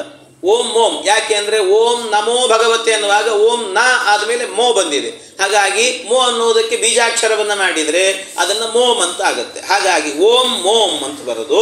ಅಲ್ಲಿ ಇರುವಂಥ ಭಗವಂತನ ರೂಪ ಅಂತ ಹೇಳಿದರೆ ಅದು ಮಾಧವ ಅನ್ನುವಂಥ ರೂಪ. ಹಾಗಾಗಿ ಮಾಧವಾಯ ನಮಃ ಅಂತ ಬರಿಬೇಕು. ಮಾಧವಾಯ ನಮಃ ಅಂತ ಹೀಗೆ ಮಾಧವಾಯ ನಮಃ ಅಂತ ಬರೋದು. ಆಮೇಲೆ ಅಲ್ಲಿ ಬರಿಬೇಕಾದಂಥ ಅಕ್ಷರ ಯಾವುದು ಅಂದರೆ ಗಣ್ಯ ಈ ಗಣರ 4 ಮಾತ್ರೆಗಳ ಬರೆದು ಅಂತ ಹೇಳಿದರು. 4 ಮಾತ್ರೆಗಳನ್ನು ಬರಿಬೇಕು. ಈ ಗಣ ರ ಅಂತ ಹೀಗೆ ಈ ಗಣ ರ ಅಂತ ಬರಿಬೇಕು ಅಂದಾಗ ಇಂ ಇಂದ್ರಾಯ ನಮಃ, ಗಂ ಗರುಡಾಯ ನಮಃ, ಆಮೇಲೆ ನಂ ನಾತ್ಮನೇ ನಮಃ, ರಂ ರಾಮಾಯ ನಮಃ ಅಂತ ಈ ರೀತಿಯಲ್ಲಿ ಈ ಅಕ್ಷರಗಳನ್ನು ಬರಿಬೇಕು ಅಂತೇಳಿ. ಆಮೇಲೆ ಇದಾದ ಮೇಲೆ 4ನೇ ದಳಕ್ಕೆ ಮನಸ್ಸು ಮಾಡಿ ಪುಣ್ಯವೇ ಉಂಟು ಕರ್ಕರಾಶಿ. 4ನೇ ದಳದಲ್ಲಿ ಆಗಬೇಕಾದ್ರೆ ಅಲ್ಲೊಂದು ಸ್ವಲ್ಪ ಮನಸ್ಸು ಮಾಡಿ ಬರೀರಿ. ಅಲ್ಲೇನಿದೆ ಅಂದರೆ ಕರ್ಕರಾಶಿ ಅಂತ. ಕರ್ಕರಾಶಿ ಅಲ್ಲಿ ಕರ್ಕಾಟಕ ಅಂತ ಬರೀ, ಅದು ಕರ್ಕಾಟಕ, ಕಟಕ, ಕರ್ಕ ಏನು ಬೇಕಾದ್ರೂ ಬರೀ, ಒಬ್ಬರು ಒಂದೊಂದು ರೀತಿ ಬರೀತಾರೆ. ಅಂತೂ ಆ ರಾಶಿಯನ್ನು ಬರಿಬೇಕು. ಆ ರಾಶಿಯನ್ನು ಬರೆದಾಗ ಅಲ್ಲಿ ಏನಾಗತ್ತೆ ಅಂತಂದರೆ, ಅಲ್ಲಿ ಬರಿಬೇಕಾಗಿರುವಂಥ ಅಕ್ಷರ ಅಂತ ಹೇಳಿದರೆ ಈ ಘ ತ ಲ ವರ್ಣಗಳು ಓಂ ಭಂ ವರ್ಣ್ಯ ಗೋವಿಂದನು ಅಂತ ಓಂ ಭಂ ಅಂತ ಬರಿಬೇಕಲ್ಲಿ. ಯಾಕೆಂದರೆ ನಮೋ ಆಯಿತು, ಭಗವತೆ ಅಂತ ಬರುತ್ತೆ ಮುಂದೆ. ಹಾಗಾಗಿ ಭಗವತೆ ಅನ್ನುವಲ್ಲಿ ಭ ಇದೆ, ಭ ಇರೋದ್ರಿಂದಾಗಿ ಭಂ ಅಂತ ಮಾಡಬೇಕು. ಓಂಕಾರವನ್ನು ಸೇರಿಸಿದರೆ ಓಂ ಭಂ ಅಂತಾಯಿತು. ಆ ಅಕ್ಷರದಿಂದ ಪ್ರತಿಪಾದ್ಯವಾದಂಥ ಭಗವಂತನ ರೂಪ ಯಾವುದು ಅಂದರೆ ಗೋವಿಂದ ಎನ್ನುವಂಥ ರೂಪ. ಹಾಗಾಗಿ ಗೋವಿಂದ ಅಂತ ಗೋವಿಂದಾಯ ನಮಃ ಅಂತ ಬರಿಬೇಕು. ಗೋವಿಂದಾಯ ನಮಃ ಅಂತ ಬರೆದು ಆಮೇಲೆ ಅಲ್ಲಿ ಹೇಳಿರುವಂಥ ಅಕ್ಷರಗಳು ಅಂತ ಹೇಳಿದರೆ ಈಂ, ಇದು ಈ ಘ ತ ಲ ಅಂತ ಹೇಳಿದ್ದಾರೆ. ಈ ಘ ತ ಲ ಅಂತ ಹೇಳಿದ್ರಿಂದಾಗಿ ಈ ಅಂದರೆ ಈಂ ಈಶಾನಾಯ ನಮಃ, ಆಮೇಲೆ ಘಂ ಘರ್ಮಾಯ ನಮಃ, ತಂ ತಾರಾಯ ನಮಃ, ಲಂ ಲಕ್ಷ್ಮೀಪತಯೇ ನಮಃ ಅಂತ ಆ ಭಗವಂತನ ರೂಪಗಳನ್ನು ಬರೀಬೇಕು ಅಂತ. ಇದು ಇಷ್ಟ ಆಯಿತು. ಇದಾದ ನಂತರ ನಿನ್ನೊಳಗೆ ತಿಳಿಯುವುದು 5ನೇ ಪತ್ರದಲ್ಲಿ ಪೆಣ್ಣುಗಳ ಮಧ್ಯದ ಪೆಸರಿನ ರಾಶಿ ಅಂತ ಹೇಳಿದರು. ಎಷ್ಟು ಚೆನ್ನಾಗಿದೆ ನೋಡ್ರಿ. ಇಲ್ಲಿ ಐದನೇ ರಾಶಿ ಏನಿದೆ ಅಲ್ವಾ, ಆ 5ನೇ ರಾಶಿಯಲ್ಲಿ ಹೇಳಬೇಕಾದ್ರೆ ಭಾಳ ಚೆನ್ನಾಗಿ ಹೇಳುತ್ತಾರೆ. ಅದು ಏನಾಗಿದೆ ಅಂತಂದರೆ ನಿಮಗೆ ಮುಂದೆ ನೋಡಿದಾಗ ಅಂದರೆ ಈಗ ಆಗಿರುವಂಥ ರಾಶಿ ಅಂತ ಹೇಳಿದರೆ ಕರ್ಕಾಟಕ ರಾಶಿ. ಕರ್ಕಾಟಕ, ಆ ಕರ್ಕಾಟಕ ರಾಶಿ ಆದ ನಂತರ ಅದಾದಮೇಲೆ ಒಂದು ರಾಶಿ ಬರ್ತದೆ. ಅದಾದಮೇಲೆ ಇನ್ನೊಂದು ರಾಶಿ ಬರೋದು ಯಾವುದು ಅಂದರೆ ಕನ್ಯಾ ರಾಶಿ ಅಂತ. ಕನ್ಯಾ, ಅದನ್ನು ಹೇಳ್ತಾರೆ ದಾಸರು ಪೆಣ್ಣುಗಳ ಮಧ್ಯದ ಪೆಸರಿನ ರಾಶಿ ಅಂತ ಹೇಳಿದರು. ಪೆಣ್ಣು ಅಂತಂದರೆ ಹೆಣ್ಣು ಅಂತ, ಕನ್ಯಾ ಅಂತ ಅರ್ಥ. ಆ ಕರ್ಕ ಅನ್ನುವಂಥದ್ದು ಹೆಣ್ಣೆ. ಅದು ಆ ಎರಡರಲ್ಲೂ ಕೂಡ ಎರಡರ ಮಧ್ಯದಲ್ಲಿರುವಂಥ ರಾಶಿ ಯಾವುದು ಅಂತಂದರೆ ಸಿಂಹರಾಶಿ ಅಂತ. ಅದನ್ನು ಹೆಸರು ಹೇಳಲಿಲ್ಲ, ಆದರೆ ಪೆಣ್ಣುಗಳ ಮಧ್ಯದ ಪೆಸರಿನ ರಾಶಿ ಅಂದರೆ ಸಿಂಹರಾಶಿ ಅಂತ ಅರ್ಥ. ಆ ರಾಶಿಯನ್ನು ಇಟ್ಟುಕೊಂಡು ಅಲ್ಲೇನು ಬರಿಬೇಕು, ಉ ಉ ನ ಥ ವ ಓಂ ಗಂ, ಇದಕ್ಕೆ ವಿಷ್ಣುಮೂರ್ತಿ ಅಂತ ಹೇಳಿ, ಇದಕ್ಕೆ ವಿಷ್ಣುಮೂರ್ತಿ ಅಂತ ಇದನ್ನು ಹೇಳುತ್ತಾ ಇಲ್ಲಿ ಏನು ಮಾಡಬೇಕು, ಸಿಂಹ ಅಂತ ರಾಶಿಯನ್ನು ಬರಿಬೇಕು. ಸಿಂಹ ರಾಶಿಯನ್ನು ಬರೆದು ಆಮೇಲೆ ಅಲ್ಲೇನು ಮಾಡಬೇಕು ಅಂದರೆ ಓಂ ಗಮ್ ಅಂತ ಬರಿಬೇಕು. ಗಮ್ ಯಾಕೆ ಅಂದರೆ ಭಗವತೆ ಅಂತ ಹೇಳುವಾಗ 2ನೇ ಅಕ್ಷರ ಘ, ಆದ್ದರಿಂದ ಗ ಅನ್ನೋದಕ್ಕೆ ಗಮ್ ಅಂತ ಓಂ ಗಮ್ ಅಂತ ಮಾಡಬೇಕು. ಓಂ ಗಮ್ ಅಂತ ಮಾಡಿ ಆ ಗಮ್ ಅನ್ನುವ ಅಕ್ಷರದಿಂದ ಪ್ರತಿಪಾದ್ಯವಾದಂಥ ಭಗವಂತನ ರೂಪ ಯಾವುದು ಅಂದರೆ ಅದು ವಿಷ್ಣು ಎನ್ನುವಂಥ ರೂಪ. ಆದ್ದರಿಂದ ವಿಷ್ಣವೇ ನಮಃ ಅಂತ ಪಾದಗಳನ್ನು ಸ್ಪರ್ಶ ಮಾಡಲಿಕ್ಕೆ ಅಂತ. ಇದು ಆದ ನಂತರ ಅಲ್ಲಿ ಉ ಊ ನ ಥ ವ ಅಂತ ಬರೀಬೇಕು ಅಂತ ಹೇಳಿದರು. ಉ ಊ ನ ಥ ವ ಅಂತ ಹೇಳಿದ್ದಾರೆ. ಇಷ್ಟೂ ಅಕ್ಷರಗಳನ್ನು ಕೂಡ ಬರೀಬೇಕು ಅಂತ. ಹಾಗಾಗಿ ಉಗ್ರಾಯ ನಮಃ, ಊರ್ಜಾಯ ನಮಃ, ಆಮೇಲೆ ನಸಾರಾಯ ನಮಃ, ಥಬಾಯ ನಮಃ, ವರಾಯ ನಮಃ ಅಂತ ಇಷ್ಟು ಅಕ್ಷರಗಳನ್ನು ಕೂಡ ಬರೀಬೇಕು. ಈ ಅಕ್ಷರಗಳಿಂದ ಪ್ರತಿಪಾದ್ಯವಾದ ಭಗವಂತನ ರೂಪಗಳಿವು ಅಂತ ಇವುಗಳನ್ನು ಬರೀಬೇಕು ಅಂತ ಹೇಳಿದರು. ಆಮೇಲೆ ಇದು ಆದ ನಂತರ ಮುಂದೆ ಕನ್ಯೆಯಲ್ಲಿ ರೂರುಚದಶ ಓಂ ವಂ ವರ್ಣ ಮಧುಸೂದನ್ನ ದೇವನ ಭಜಿಸು ಅಂತ ಹೇಳಿ, ದೇವನ್ನ ಭಜಿಸು ಆ ಷಷ್ಠದಳದಲ್ಲಿ ಅಂತ. ಷಷ್ಠದಳದಲ್ಲಿ ಇದನ್ನು 6ನೇ ದಳದಲ್ಲಿ ಆಗಬೇಕಾದ್ರೆ ಇದನ್ನು ಬರಿಬೇಕು. ಏನು ಬರಿಬೇಕು ಅಂತಂದರೆ ಕನ್ಯೆಯಲ್ಲಿ ಅಂದರೆ ಕನ್ಯಾ ರಾಶಿ ಅಂತ ಆಯಿತು. ಹಾಗಾಗಿ ಕನ್ಯಾ ಅನ್ನುವಂಥ ರಾಶಿಯನ್ನು ಬರೆದು ಆಮೇಲೆ ಅಲ್ಲೇನು ಬರಿಬೇಕು ಅಂತಂದರೆ ಕನ್ಯಾ ರಾಶಿ ಆಯಿತು. ಕನ್ಯಾ ರಾಶಿಯಲ್ಲಿ ಅಲ್ಲಿ ಓಂ ನಮೋ ಭಗವತೆ ಅನ್ನುವಲ್ಲಿ ವಾ ಅಂತ ಹೇಳಿದಾಗ ವಂ ಅಂತ ಬೀಜಾಕ್ಷರ, ಓಂ ವಂ ಅಂತ ಮಾಡಿಕೊಳ್ಬೇಕು. ಓಂ ವಂ ಅದರಿಂದ ಪ್ರತಿಪಾದ್ಯವಾದಂತಹ ಭಗವಂತನ ರೂಪ ಅಂತ ಹೇಳಿದರೆ ಅದು ಹಿಂದೆ ಹೇಳಿರುವಂತಹದ್ದು ಇಲ್ಲಿ ಮಧುಸೂದನ ಅಂತ ಹೇಳಿ, ಮಧುಸೂದನ, ಅದರಿಂದ ಮಧುಸೂದನ ಓಂ, ಅದಕ್ಕೆ ಮಧುಸೂದನಾಯ ನಮಃ ಅಂತ ಬರಿಬೇಕು. ಮಧುಸೂದನಾಯ ನಮಃ ಅದನ್ನು ಬರೆದು ಆಮೇಲೆ ಅಲ್ಲಿ ಏನು ಮಾಡಬೇಕು ಅಂದರೆ ಈ ಅಕ್ಷರಗಳು ಯಾವುದು ಹೇಳಿದ್ದಾರೆ ಇಲ್ಲಿ ಹೇಳಿರುವಂಥ ಅಕ್ಷರ ಅಂತಂದರೆ ಋ ಚ ದ ಶ ಅಂತ ಹೇಳಿದ್ದಾರೆ. ಋ ಅಂದರೆ ಋತಂಬರಾಯ ನಮಃ, ಋಘಾಯ ನಮಃ, ಚಂ ಚಾರ್ವಾಂಗಾಯ ನಮಃ, ದಂ ದಂಡಿನೇ ನಮಃ, ಆಮೇಲೆ ಕೊನೆಗಿರುವಂಥದ್ದು ಶ ಶಾಂತ ಸಂವಿಧೇ ನಮಃ ಅಂತ ಇಷ್ಟು ಭಗವಂತನ ರೂಪಗಳನ್ನು ಇಲ್ಲಿ ಚಿಂತನೆ ಮಾಡಬೇಕು ಅಂತ ಹೇಳಿದ್ದಾರೆ. ಇದು 6ನೇ ದಳ ಅಂತಾಯಿತು. 6ನೇ ದಳ. 6ನೇ ದಳ ಆದ ನಂತರ ಮುಂದೆ ಬರುವಂಥದ್ದು ಯಾವುದು ಅಂತಂದರೆ, ಇನ್ನು ಸನ್ಮತಬಹುದು ತುಲಾರಾಶಿ. ಸನ್ಮತಬಹುದು ತುಲಾರಾಶಿ. ಅಲ್ಲಿ ಲ ಲ ಛ ದ ಶಗಳು. ಇನ್ನು ತ್ರಿವಿಕ್ರಮ. ಓಂ ತೇಂ ಸಪ್ತಮ ದಳದಿ ಅಂತ ಹೇಳ್ತಾರೆ. ಓಂ ತೇಂ, ಓಂ ನಮೋ ಭಗವ ಆಯಿತು, ಭಗವತೆ ತೇ ಆದ್ದರಿಂದಾಗಿ ತೇಮ್ ಅಂತ ಬರೀಬೇಕು. ಹಾಗಾಗಿ ಓಂ ತೇಮ್ ಅಂತ ಬರೀ. ತುಲಾರಾಶಿಯಲ್ಲಿ ತುಲಾರಾಶಿ ಓಂ ತೇಮ್ ಅಂತ. ಆ ತೇಮ್ ಅನ್ನುವಂಥ ಅಕ್ಷರದಿಂದ ಪ್ರತಿಪಾದ್ಯವಾದಂಥ ಭಗವಂತನ ರೂಪ ಯಾವುದು ಅಂತ ಕೇಳಿದರೆ ಅದಕ್ಕೆ ಹೇಳಿದರು ಅಲ್ಲಿ ತ್ರಿವಿಕ್ರಮ ಅಂತ. ಇನ್ನೂ ತ್ರಿವಿಕ್ರಮ ರೂಪಿ. ಹಾಗಾಗಿ ತ್ರಿವಿಕ್ರಮಾಯ ನಮಃ ಅಂತ, ನಾಭಿಯನ್ನು ಸ್ಪರ್ಶ ಮಾಡಲಿಕ್ಕೆ. ಹಾಗಾಗಿ ನಾಭವು. ಇನ್ನು ತ್ರಿವಿಕ್ರಮಾಯ ನಮಃ ಅಂತ. ಆಮೇಲೆ ಅಲ್ಲಿ ಇನ್ನೊಂದೇನು ಬರಿಬೇಕು ಅಂದರೆ ಅಕ್ಷರಗಳು ಲ ಲ ಛ ದ ಶಗಳು ಇವುಗಳನ್ನು ಬರಿಬೇಕು ಅಂತ ಹೇಳಿದರು. ಲೃಂ ಲೃಷಾಯ ನಮಃ, ಲೃಂ ಋಜಯೇ ನಮಃ, ಛಂ ಛಂದೋಗಮ್ಯಾಯ ನಮಃ, ಧಂ ಧನ್ವಿನೇ ನಮಃ, ಶಂ ಷಡ್ಗುಣಾಯ ನಮಃ ಅಂತ ಇಷ್ಟು ಭಗವಂತನ ರೂಪಗಳನ್ನು ಇಲ್ಲಿ ಬರಿಬೇಕು ಅಂತ ಹೇಳಿದ್ದಾರೆ ಈ ಭಗವಂತನು. ಇದು ಆದ ನಂತರ ಮುಂದೆ ಆಗಬೇಕಾದ್ರೆ ಪರಮಾತ್ಮನದ್ದು ಮುಂದಿನ ರಾಶಿಯನ್ನು ಹೇಳುತ್ತಾರೆ. ಮುಂದಿನ ರಾಶಿ ಹೇಳೋದು ಭಾಳ ಚೆನ್ನಾಗಿ ಹೇಳಿದ್ದಾರೆ ದಾಸರು. ಮಣ್ಣು ಭಕ್ಷಿಪ ಕ್ರಿಮಿ, ಮಣ್ಣು ಭಕ್ಷಿಪ ಕ್ರಿಮಿ ಏ ಐ ಜನಸ ವರ್ಣ. ಮಣ್ಣು ಭಕ್ಷಿಪ ಕ್ರಿಮಿ ಅಂತೆ. ಹೇಗಿದೆ ನೋಡ್ರಿ ಅದು. ಏನು ಅಂದರೆ ಮಣ್ಣು ಭಕ್ಷಿಪ ಕ್ರಿಮಿ ಅಂತಂದರೆ ವೃಶ್ಚಿಕ ರಾಶಿ ಅಂತ ಅರ್ಥ. ಚೇಳು ಅಂತ. ಚೇಳು ಮಣ್ಣು ತಿಂತದು. ಅದು ಹುಟ್ಟೋದು ಸಗಣಿಯಲ್ಲಿ, ತಿನ್ನೋದು ಮಣ್ಣು. ಎರಡು ಅಂತ ಕೆಲಸ ಮಾಡ್ಕೊಂಡಿರ್ತದೆ. ಅಂತೂ ಅದು ಮಣ್ಣು ಭಕ್ಷಿಪ ಕ್ರಿಮಿ ಅಂದರೆ ವೃಶ್ಚಿಕ ರಾಶಿ ಅಂತ ಬರೋದು. ಅಲ್ಲೇನು ಮಾಡಬೇಕು ಅಂತಂದರೆ ಇನ್ನು ಮುಂದೆ ಅಲ್ಲಿ ಏ ಐ ಜನಸ ವರ್ಣ. ಓಂ ವಾಮ್, ವಾಮನ ಅಷ್ಟಮ ದಳದಿ ಅಂತ. ಅಷ್ಟಮ ದಳದಲ್ಲಿ ಆಗಬೇಕಾದ್ರೆ ವಾಮನ ಅಂದರೆ ಓಂ ವಾಮ್ ಅಂತ ಬರೀಬೇಕು. ಯಾಕೆ ಓಂ ನಮೋ ಭಗವತ್ತೇ ಆಯಿತು. ವಾಸುದೇವಾಯ ನಮಃ ಅಂತಿರೋದ್ರಿಂದ ವಾ ಅಂತ ಇರೋದ್ರಿಂದಾಗಿ ವಾಮ್ ಅಂತ ಮಾಡಬೇಕು. ಅದನ್ನು ವಾಮ್ ಅಂತ ಮಾಡಿಕೊಂಡಾಗ ಆಗೇನಾಯಿತು ಓಂ ವಾಮ್. ಅದರಿಂದ ಆ ಅಕ್ಷರದಿಂದ ಪ್ರತಿಪಾದ್ಯವಾದಂಥ ಭಗವಂತನ ರೂಪ ಅಂತ ಹೇಳಿದರೆ ವಾಮನ ಅನ್ನುವಂಥ ರೂಪ. ಹಾಗಾಗಿ ವಾಮನಾಯ ನಮಃ ಅಂತ ಇಟ್ಟುಕೊಳ್ಬೇಕು. ವಾಮನಾಯ ನಮಃ ಅಂತ. ಇಲ್ಲಿ ವಾಮನ. ಇನ್ನು ಎ ಐ ಜನ ಸ ಅಂತ ಇದೆ. ಆದ್ದರಿಂದಾಗಿ ಎ ಐ ಅಂದರೆ ಏಂ ಏಕಾತ್ಮನೇ ನಮಃ, ಐಂ ಐರಾಯ ನಮಃ, ಜಂ ಜನಾರ್ದನಾಯ ನಮಃ, ನಮ್ಯಾಯ ನಮಃ. ಇನ್ನು ಕೊನೆಗೆ ಎ ಐ ಸ ಅಂದರೆ ಸಾರಾತ್ಮನೇ ನಮಃ ಅಂತ.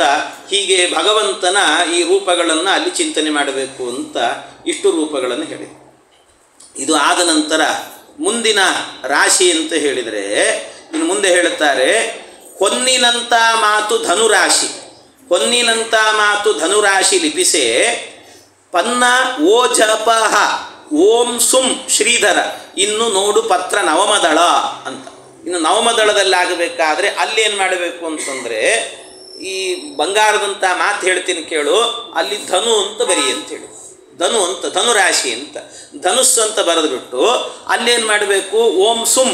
ಯಾಕೆ ಅಂತಂದರೆ ವಾಸು ಅಂತ ಇರೋದ್ರಿಂದಾಗಿ ಸು ಅಂದರೆ ಸುಮ್ ಅಂತ ಮಾಡಬೇಕು. ಓಂ ಸುಮ್ ಅಂತ ಮಾಡಬೇಕು. ಆ ಸುಮ್ ಅನ್ನುವಂಥ ರೂಪದಿಂದ ಅಕ್ಷರದಿಂದ ಪ್ರತಿಪಾದ್ಯವಾದ ಭಗವಂತನ ರೂಪ ಅಂದರೆ ಶ್ರೀಧರ. ಹಾಗಾಗಿ ಶ್ರೀಧರಾಯ ನಮಃ ಅಂತ ಬರೀಬೇಕು. ಅದರಲ್ಲಿ ಬಲಭುಜವನ್ನು ಮುಟ್ಟಿಕೊಳ್ಳಬೇಕು ಅಂತ. ಅದರಿಂದ ದಕ್ಷಿಣ ಬಾಹು ಅಂತ ಹೇಳ್ತಾರೆ. ಅಲ್ಲಿ ಬರಿಬೇಕಾಗಿರುವಂಥ ಅಕ್ಷರಗಳು ಅಂತ ಹೇಳಿದರೆ ಓ ಝ ಪ ಹ ಅಂತ ಹೇಳಿ. ಓ ಝ ಪ ಹ ಈ ಅಕ್ಷರಗಳನ್ನು ಓ ಅಂತ ಅಂದರೆ ಓ ಅಂತ ಹೇಳಿದ್ರಿಂದ ಓಂ ಅಂದರೆ ಓಂ ಓಜೋಭೃತೇ ನಮಃ ಅಂತ. ಆಮೇಲೆ ಝಂ ಝಾಟಿತಾರಾಯ ನಮಃ. ಆಮೇಲೆ ಶಾಮ್ ಇದು ಪ ಪರಾಯ ನಮಃ, ಹಂಸಾಯ ನಮಃ ಅಂತ. ಹೀಗೆ ಇಷ್ಟು ಭಗವಂತನ ರೂಪಗಳನ್ನು ಅಲ್ಲಿ ಚಿಂತನೆ ಮಾಡಬೇಕು ಅಂತ ಹೇಳಿದ್ದಾರೆ. ಇದು ಆದ ನಂತರ ಮುಂದೆ ಹೇಳುತ್ತಾರೆ ಈ ಪರಿ ಅಂದರೆ ನವಮದಳ ಈ ಪರಿಯನ್ನು ಗ್ರಹಿಸುವುದು. ಆಮೇಲೆ 10ನೆಯ ದಳದಿ ಇನಿತಾದರೂ ಸತ್ಯ ಔಂ ನ್ಯ ಫಳ ಓಂ ದೇಂ ಅನಂತ ರೂಪಾತ್ಮಕ ಹೃಷಿಕೇಶ ಅಂತ. ಅನಂತ ರೂಪಾತ್ಮಕ ಹೃಷಿಕೇಶ. ಅಲ್ಲಿ ಹೃಷಿಕೇಶ ರೂಪ ಪರಮಾತ್ಮನನ್ನು ಚಿಂತನೆ 10ನೇ ದಳದಲ್ಲಾಗಬೇಕಾದ್ರೆ ಅಲ್ಲೇನು ಮಾಡಬೇಕಂತೆ. ಅಲ್ಲಿ ಮುಂದಿನದ್ದು ರಾಶಿ ಯಾವುದು ಅನ್ನೋದನ್ನು ಇಲ್ಲಿ ಪದ್ಯದಲ್ಲಿ ಹೇಳಲಿಲ್ಲ. ಪದ್ಯದಲ್ಲಿ ಹೇಳಲಿಲ್ಲ. ಏನಂತಾರೆ ಸುಳಾದಿಯಲ್ಲಿ ಹೇಳಬೇಕಾದ್ರೆ 10ನೇ ದಳದಿ ಇನಿತಾದರೂ ಸತ್ಯ ಔಂ ಫಳ ಓಂ ದೇಂ ಅನಂತ ರೂಪಾತ್ಮಕ ಹೃಷಿಕೇಶ ಅಂತ ಹೇಳಿ 11ನೇ ದಳದಲ್ಲಿ ಅಂತ ಮುಂದೆ ಹೋಗ್ಬಿಡ್ತಾರೆ. ಅಂದರೆ ಸಾಮಾನ್ಯವಾಗಿ ಇಷ್ಟು ಗೊತ್ತಿದ್ದವರಿಗೆ ಮಕರ ರಾಶಿ ಅನ್ನೋದು ಗೊತ್ತಿರಲ್ವೇನೋ ಅಂತ ಅಭಿಪ್ರಾಯ, ಅಷ್ಟು ಗೊತ್ತಿರ್ತದೆ ಅಂತ ಬಿಟ್ಟಿರ್ತಾರೆ ಅಷ್ಟೇ ಅವರು. ಹಾಗಾಗಿ ಮಕರ ಅನ್ನುವಂಥ ರಾಶಿಯನ್ನು ಬರಿಬೇಕು 10ನೇದರಲ್ಲಿ. ಅಲ್ಲಿ ವಾಸುದೇವಾಯ ಅನ್ನೋಲ್ಲಿ ದೇ ಆದ್ದರಿಂದಾಗಿ ದೇ ಅನ್ನೋದಕ್ಕೆ ದೇಮ್ ಅಂತ ಮಾಡಿಕೊಂಡು ಓಂ ದೇಮ್ ಅಂತ. ದೇಮ್ ಅನ್ನುವಂಥ ಅಕ್ಷರದಿಂದ ಪ್ರತಿಪಾದ್ಯವಾದ ಭಗವಂತನ ರೂಪ ಯಾವುದು ಅಂದರೆ ಹೃಷಿಕೇಶ ಅಂತ. ಹಾಗಾಗಿ ವಾಮಬಾಹುವನ್ನು ಮುಟ್ಟಿಕೊಳ್ಳೋದು, ಹಾಗೆ ಹೃಷಿಕೇಶಾಯ ನಮಃ ಅಂತ ಬರೆಯೋದು. ಅಲ್ಲಿ ಅಕ್ಷರಗಳು ಯಾವುದು ಅಂದರೆ ಔಂ ಜ್ಞ ಫಳ ಈ ಅಕ್ಷರಗಳು. ಔಂ ಅಂತ ಹೇಳಿದರೆ ಔರಸಾಯ ನಮಃ, ಜ್ಞಂ ಜ್ಞಮಾಯ ನಮಃ, ಫಂ ಫಲಿನೇ ನಮಃ, ಲಂ ಲಾಳುಕಾಯ ನಮಃ ಅಂತ ಭಗವಂತನ ರೂಪಗಳನ್ನು ಇವುಗಳನ್ನು ಕೂಡ ಬರಿಬೇಕು ಅಂತ ಹೇಳಿದ್ದಾರೆ. ಇಷ್ಟು ರೂಪಗಳನ್ನು ಬರೆದು ಆಮೇಲೆ ಮುಂದೆ ಆಗಬೇಕಾದ್ರೆ ಮುಂದಿಂದ 11ನೇದನ್ನು ಹೇಳ್ತಾ ಇದ್ದಾರೆ. 11ನೇದರಲ್ಲಿ ಆಗಬೇಕು. 11ನೇ ದಳದಲ್ಲಿ ಕುಂಭ ಅಂಟ ಬಕ್ಷ ಓಂ ಎನ್ನು ವಾಂ ಇದಕ್ಕೆ ಶ್ರೀ ಪದ್ಮನಾಭ ಅಂತ ಹೇಳಿ. ಶ್ರೀ ಪದ್ಮನಾಭ ಇಷ್ಟು ಬರದಾದ ನಂತರ ಮತ್ತೇನು ಮಾಡಬೇಕಂತೆ ಇಲ್ಲಿ ವಾಮ್ ಅಂತ. ಯಾಕೆಂದರೆ ವಾಸುದೇವಾಯ ನಮಃ, ವಾ ಅಂತಿರೋದ್ರಿಂದ ವಾಮ್, ಹಾಗಾಗಿ ಓಂ ವಾಮ್ ಅಂತ ಬರೀಬೇಕು. ಓಂ ವಾಮ್. ಅಲ್ಲಿ ಕುಂಭ ಅಂತ ರಾಶಿ. ವಾಮ್ ಅನ್ನುವಂಥ ಅಕ್ಷರದಿಂದ ಪ್ರತಿಪಾದ್ಯವಾದಂತಹ ಭಗವಂತನ ರೂಪ ಅಂತ ಹೇಳಿದರೆ ಅದು ಪದ್ಮನಾಭ ಅನ್ನುವಂಥ ರೂಪ. ಹಾಗಾಗಿ ಪದ್ಮನಾಭಾಯ ನಮಃ ಅಂತ ಬರೀಬೇಕು. ಇದು ಏನಂತಾರೆ, ಹೊಟ್ಟೆಯನ್ನು ಮುಟ್ಟುಕೊಳ್ಬೇಕಂತ. ದಕ್ಷಿಣೋರವು ಎದೆಯನ್ನು ಮುಟ್ಟುಕೊಳ್ಬೇಕು, ಬಲ ಎದೆ. ಹೀಗೆ ಅಲ್ಲಿ ಅಕ್ಷರಗಳು ಯಾವುದು ಅಂದರೆ ಅಂ ಟ ಬ ಕ್ಷ ಅಂತ ಹೇಳಿದರು. ಅಂ ಟ ಬ ಕ್ಷ ಅಂತ. ಅಂ ಅಂದರೆ ಅಂತಾಯ ನಮಃ, ಟಂ ಟಂಕಿನೇ ನಮಃ, ಬಂ ಬಲಿನೇ ನಮಃ, ಆಮೇಲೆ ಕ್ಷಂ ಲಕ್ಷ್ಮೀ ನರಸಿಂಹಾಯ ನಮಃ ಅಂತ ಇಷ್ಟು ಭಗವಂತನ ರೂಪಗಳನ್ನು ಅಲ್ಲಿ ಬರಿಬೇಕು ಅಂತ 11ನೇ ದಳದಲ್ಲಿ ಬರಿಬೇಕು. ಇನ್ನು 12ನೇ ದಳದಿ ಮೀನ ಅಹ ಠ ಭ ವರ್ಣ ಚೆನ್ನಾಗಿ ರಚಿಸಿ ಓಂ ಯಂ ದಾಮೋದರ 12 ದಳದೊಳಗೆ ಇಷ್ಟೇ ಭಗವದ್ರೂಪ ಅಂತೇಳಿ. ಇಷ್ಟೇ ಭಗವದ್ರೂಪ. ಇಷ್ಟೇ ಭಗವದ್ರೂಪಗಳನ್ನು ನೀವಿಲ್ಲಿ ಚಿಂತನೆಯನ್ನು ಮಾಡ್ರಿ ಅಂತ ದಾಸರು ಹೇಳ್ತಿದ್ದಾರೆ. ಅಲ್ಲಿ 12ನೇ ರಾಶಿ ಅಂತ ಹೇಳಿದರೆ ಮೀನ ಎನ್ನುವಂಥ ರಾಶಿ. ಆ ಮೀನ ರಾಶಿಯಲ್ಲಿ ಆಗಬೇಕಾದ್ರೆ ಅಲ್ಲೇನು ಮಾಡಬೇಕು, ವಾಸುದೇವಾಯ ನಮಃ. ದೇವಾಯ ಅಂತಿರೋದ್ರಿಂದಾಗಿ ಯಾ ಅನ್ನೋದನ್ನೇ ಬೀಜಾಕ್ಷರ ಮಾಡಿರಿ, ಓಂ ಯಂ ಅಂತ ಮಾಡಿ. ಓಂ ಯಂ ಅಂತ ಮಾಡಿ ಅಲ್ಲಿ ಅಹ ಠ ಭ ಅಂತ ಹೇಳಿದ್ರಿಂದಾಗಿ ಅಲ್ಲಿ ಏನು ಮಾಡಬೇಕು, ಅಹ ಅಂದರೆ ಅರ್ಧಗರ್ಭಾಯ ನಮಃ. ಆಮೇಲೆ ಠ ಅಂತ ಹೇಳಿದರೆ ಠಳಕಾಯ ನಮಃ, ಭಂಭಗಾಯ ನಮಃ ಅಂತ ಈ ಭಗವಂತನ ರೂಪಗಳನ್ನು ಬರಿಬೇಕು. ಎಂ ಅನ್ನುವಂಥ ಅಕ್ಷರದಿಂದ ಪ್ರತಿಪಾದ್ಯವಾದ ಭಗವಂತನ ರೂಪ ಅಂದರೆ ದಾಮೋದರ ಅಂತ, ದಾಮೋದರಾಯ ನಮಃ ಅಂತ ಬರಿಬೇಕು. ಅಲ್ಲಿ ಜಾನು ಊರು ಅಂದರೆ ಈ ತೊಡೆ ಮತ್ತು ಮೊಣಕಾಲನ್ನು ಮುಟ್ಟಬೇಕು ಅಂತ.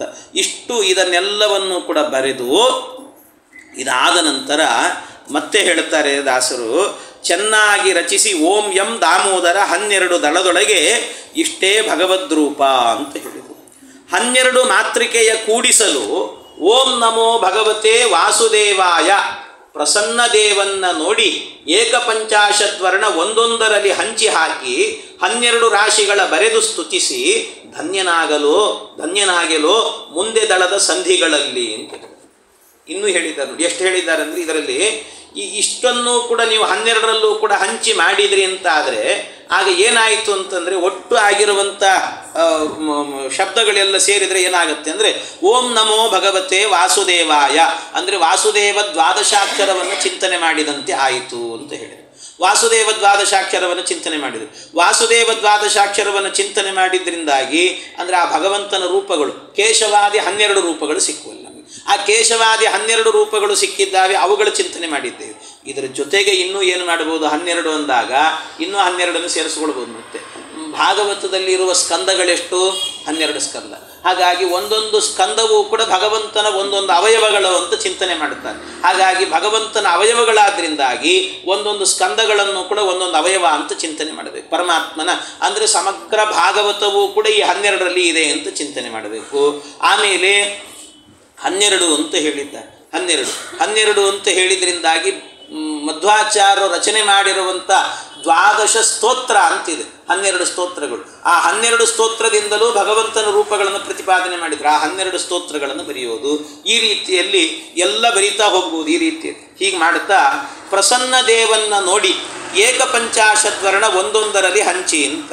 ಇದು ಏಕಪಂಚಾಶದ್ವರ್ಣ ಒಂದೊಂದರಲ್ಲಿ ಎಲ್ಲದರಲ್ಲೂ ಕೂಡ ಒಟ್ಟು 51 ಅಕ್ಷರಗಳನ್ನು ಸೇರಿ ಹಂಚಬೇಕು. ಅದನ್ನು ಹಂಚಿ ಈ ರೀತಿ ಮಾಡಬೇಕು ಅಂತ ತೋರಿಸಿಕೊಟ್ಟಿದ್ದೀನಿ ಅಂತ ಹೇಳಿದ್ದಾರೆ. ಹಂಚಿ ಹಾಕಿ ಅಂತ ಹೇಳಿದರು. ಇದನ್ನು ಅಂದರೆ ಈ ಕೆಲವಕ್ಕೆಲ್ಲ ನಿಯಮಗಳಿದ್ದ. ಕೆಲವುಗಳಿಗೆ ಯಾವ ರೀತಿ ಆರಾಧನೆಗಳನ್ನು ಮಾಡಬೇಕು ಅಂತ ಹೇಳುವಾಗ ಕೆಲವು ಕಡೆ ಮಧ್ವಾಚಾರ್ಯ ಹೇಳ್ತಾರೆ, ಕೆಲವು ಕಡೆ ಶಾಸ್ತ್ರದಲ್ಲೂ ಕೂಡ ವಿಧಿ ಅನ್ನುವಂಥದ್ದಿದೆ. ನೀವು ಭಗವಂತನನ್ನು ನಾರಾಯಣ ಅನ್ನುವ ರೂಪವನ್ನಿಟ್ಟುಕೊಂಡು ನೀವೇನಾದರೂ ಪೂಜೆ ಮಾಡುತ್ತಿದ್ದೀರಿ ಅಂತಾದರೆ ಆಗೇನು ಮಾಡಬೇಕು ಅಂದರೆ 8 ದಳದ ಕಮಲ ಇಟ್ಟುಕೊಳ್ಬೇಕು. 8 ದಳದ ಕಮಲವನ್ನಿಟ್ಟುಕೊಂಡು ಅಲ್ಲಿ ನಾರಾಯಣ ರೂಪಿ ಭಗವಂತನ ಪೂಜೆಯನ್ನು ಮಾಡಬೇಕು ಅಂತ.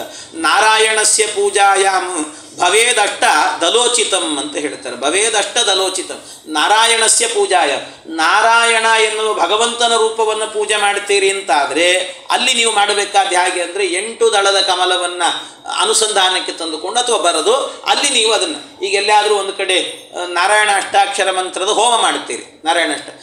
ಆ ಹೋಮ ಮಾಡಬೇಕಾದ್ರೆ 8 ದಳದ ಕಮಲವನ್ನು ಬರೆದು ಅಲ್ಲಿ ಭಗವಂತನ ಒಂದೊಂದು ರೂಪಗಳನ್ನು ಅಂದರೆ ಆ ಪ್ರತಿಪಾದ್ಯವಾದ ಭಗವಂತನ ವಿಶ್ವ ತೈಜಸ ಪ್ರಾಜ್ಞಾತುರ್ಯ ಈ ರೂಪಗಳನ್ನೆಲ್ಲ ಚಿಂತನೆ ಮಾಡಿಕೊಂಡು ಅವನ ಆರಾಧನೆಯನ್ನು ಮಾಡುವಂಥದ್ದಿದೆಯಲ್ಲ, ಅಲ್ಲಿ ಈ ಕ್ರಮ ನಾರಾಯಣ ರೂಪಿ ಭಗವಂತನನ್ನು ಆರಾಧನೆ. ಆದ್ದರಿಂದಾಗಿ ನಾರಾಯಣಸ್ಯ ಪೂಜಾಯಾಮ್ ಭವೇದಷ್ಟ ದಲೋಚಿತಂ ಅಂತ ಹೇಳ್ತಾರೆ.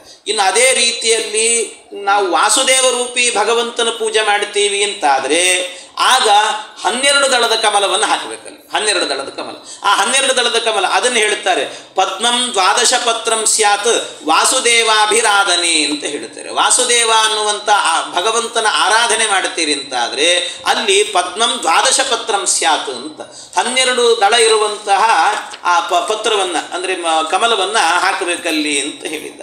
ಈ ಕ್ರಮದಲ್ಲಿ ಇದನ್ನು ಮಾಡಬೇಕು ಅಂತ ಹೀಗೆಲ್ಲ ಇರಬೇಕು.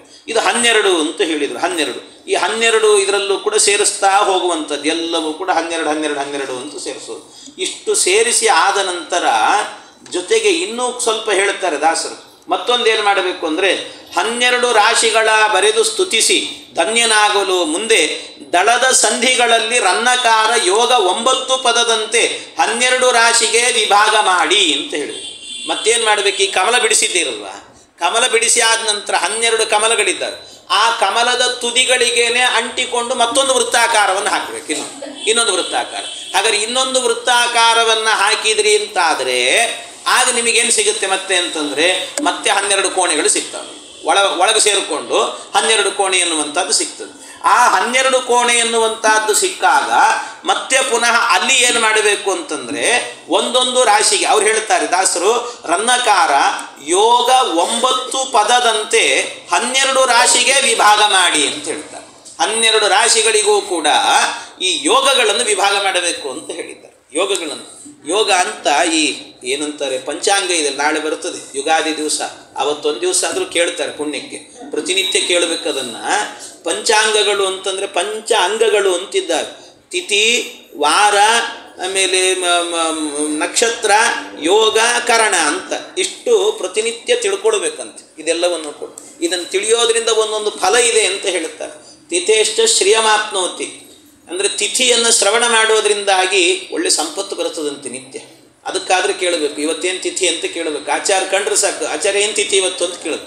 ಏಕಾದಶಿ ಯಾವತ್ತು ಅಂತ ಒಂದು ಕೇಳ್ತಿರ್ತಾರೆ ಪುಣ್ಯಕ್ಕೆ, ಅದೊಂದು ಕೇಳ್ತಿರ್ತಾರೆ, ಬಿಟ್ಟರೆ ಯಾವುದು ಕೇಳಲಿಕ್ಕೆ ಹೋಗೋದಿಲ್ಲ. ಅದು ಏಕಾದಶಿ ಅಂದಮೇಲೆ ದ್ವಾದಶಿ ಅಂಡರ್ಸ್ಟುಡ್ ಆಗಿರುತ್ತದೆ. ಹಾಗೆ ಅದೆಲ್ಲ ಅಂತೂ ಇದು ತಿಥಿ ಕೇಳೋದ್ರಿಂದ ಸಂಪತ್ತು ವೃದ್ಧಿ ಆಗುತ್ತೆ. ತಿಥೇಶ್ಚ ಶ್ರಿಯಮಾಪ್ನೋತಿ ವಾರಾತ್ ಆಯುಷ್ಯವರ್ಧನಂ ಅಂತ ಹೇಳ್ತಾರೆ. ವಾರ ಯಾವುದು ಅಂತ ತಿಳ್ಕೊಂಡ್ರೆ ಅದರಿಂದ ಆಯುಷ್ಯ ವೃದ್ಧಿ ಆಗ್ತದಂತೆ. ನಕ್ಷತ್ರಾತ್ ಹರತೆ ಪಾಪಂ, ನಕ್ಷತ್ರವನ್ನು ತಿಳ್ಕೊಂಡ್ರೆ ಪಾಪಗಳೆಲ್ಲ ಪರಿಹಾರ ಆಗತ್ತೆ ಅಂತ ಹೇಳ್ತಾರೆ. ನಕ್ಷತ್ರಾತ್ ಹರತೆ ಪಾಪಂ ಯೋಗಾತ್ ರೋಗ ನಿವಾರಣಂ ಅಂತ. ಯೋಗವನ್ನು ತಿಳ್ಕೊಂಡ್ರೆ ನಿಮಗೆ ರೋಗಗಳೆಲ್ಲ ಪರಿಹಾರ ಆಗತ್ತೆ ಅಂತ. ಆವತ್ತಿನ ದಿವಸ ಯಾವ ಯೋಗ ಅಂತ ಎಷ್ಟೋ ರೋಗಗಳಿಂದ ಒದ್ದಾಡುತ್ತಿರ್ತಾರೆ, ಯೋಗ ತಿಳ್ಕೊಂಬಿಡ್ರಿ ಅಂತ ಹೇಳ್ತಾರೆ. ಯೋಗದಿಂದ ರೋಗವಾಸಿ ಆಗ್ತದಂತೆ, ಅದು ಅದ್ಭುತ. ಹಾಗೆ ಅದು ಯೋಗವನ್ನು ತಿಳ್ಕೊಳ್ಬೇಕು ಅಂತ. ಆಮೇಲೆ ಕರ್ಣಾತ್ ಕಾರ್ಯಸಿದ್ಧಿ ಸ್ಯಾತ್ ಅಂತ. ಕರ್ಣವನ್ನು ಶ್ರವಣ ಮಾಡೋದ್ರಿಂದಾಗಿ ಏನು ಕೆಲಸಕ್ಕೆ ನೀವು ಕೈ ಹಾಕಿದರೂ ಕೂಡ ಅದು ಕಾರ್ಯಸಿದ್ಧಿ ಆಗ್ತದೆ ಅಂತ.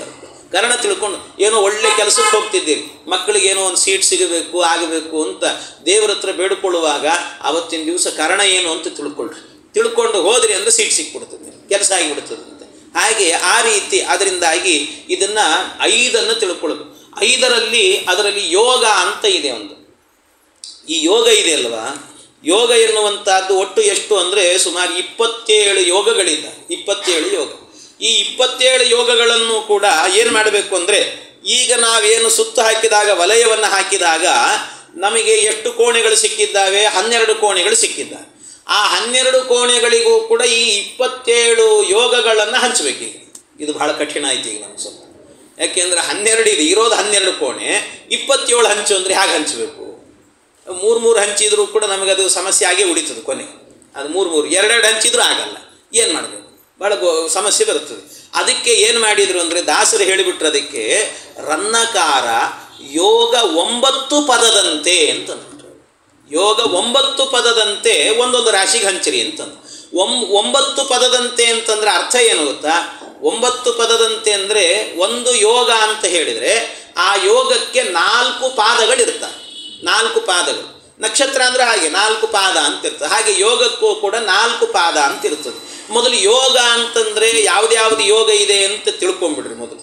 ವಿಷ್ಕಂಬ, ಪ್ರೀತಿ, ಆಯುಷ್ಮಾನ್, ಸೌಭಾಗ್ಯ, ಶೋಭನ, ಅತಿಗಂಡ, ಸುಕರ್ಮ, ಧೃತಿ, ಶೂಲ, ಆಮೇಲೆ ಗಂಡ, ವೃದ್ಧಿ, ಧ್ರುವ, ವ್ಯಾಘಾತ, ಹರ್ಷಣ, ಆಮೇಲೆ ವಜ್ರ, ಸಿದ್ಧಿ, ವ್ಯತಿಪಾತ. ಇದಂತೂ ಪ್ರಸಿದ್ಧ ಇರ್ತದೆ. ಧನುರ್ಮಾಸದಲ್ಲಿ ವ್ಯತಿಪಾತ ಯೋಗ ಅಂತ ಹೇಳ್ತಿರ್ತಾರೆ. ಆ ವ್ಯತಿಪಾತ, ವರಿಯಾನ್, ಪರಿಘ, ಶಿವ, ಸಿದ್ಧ, ಆಮೇಲೆ ಸಾಧ್ಯ, ಶುಭ, ಶುಕ್ಲ, ಬ್ರಾಹ್ಮ, ಐಂದ್ರ, ವೈದೃತಿಯೂ ಹಾಗೆ, ಅದು ಕೂಡ ವೈದೃತಿ ಯೋಗ ಅಂತಲೂ ಕೂಡ ಪ್ರಸಿದ್ಧ.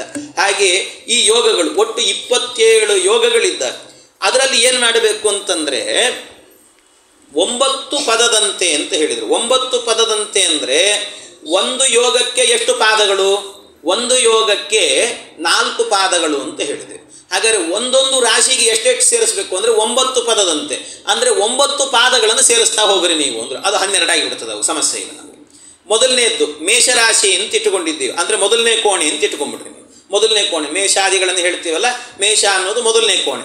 ಆ ಮೊದಲನೇ ಕೋಣೆಯಲ್ಲಾಗಬೇಕಾದ್ರೆ ವಿಷ್ಕಂಬ 4 ಪಾದ, ಆಮೇಲೆ ಪ್ರೀತಿ 4 ಪಾದ, ಆಯುಷ್ಮಾನ್ ಅನ್ನುವಂಥ ಯೋಗದ್ದು 1 ಪಾದವನ್ನು ಇಟ್ಟುಕೊಳ್ತದೆ. ಅಲ್ಲಿ ಬರೆದಿರ್ತಾರೆ ನಿಮಗೆ, ನಿಮ್ಮ ಚಿತ್ರದಲ್ಲಿ 4, 4, 1 ಅಂತ 9 ಆಯ್ತು. ಅಲ್ಲಿ ದಾಸರು ಹೇಳಿದಂತೆ 9 ಪದದಂತೆ ಅಂತ 9 ಹಂಚಿದ್ವಿ.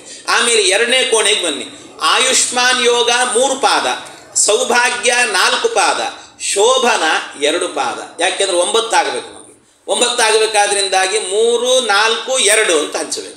ಆಮೇಲೆ 3ನೇ ಕೋಣೆಯಲ್ಲಿ ಬಂದಾಗ ಶೋಭನದ 2 ಪಾದವನ್ನು ಅಲ್ಲಿ ಹಂಚಬೇಕು.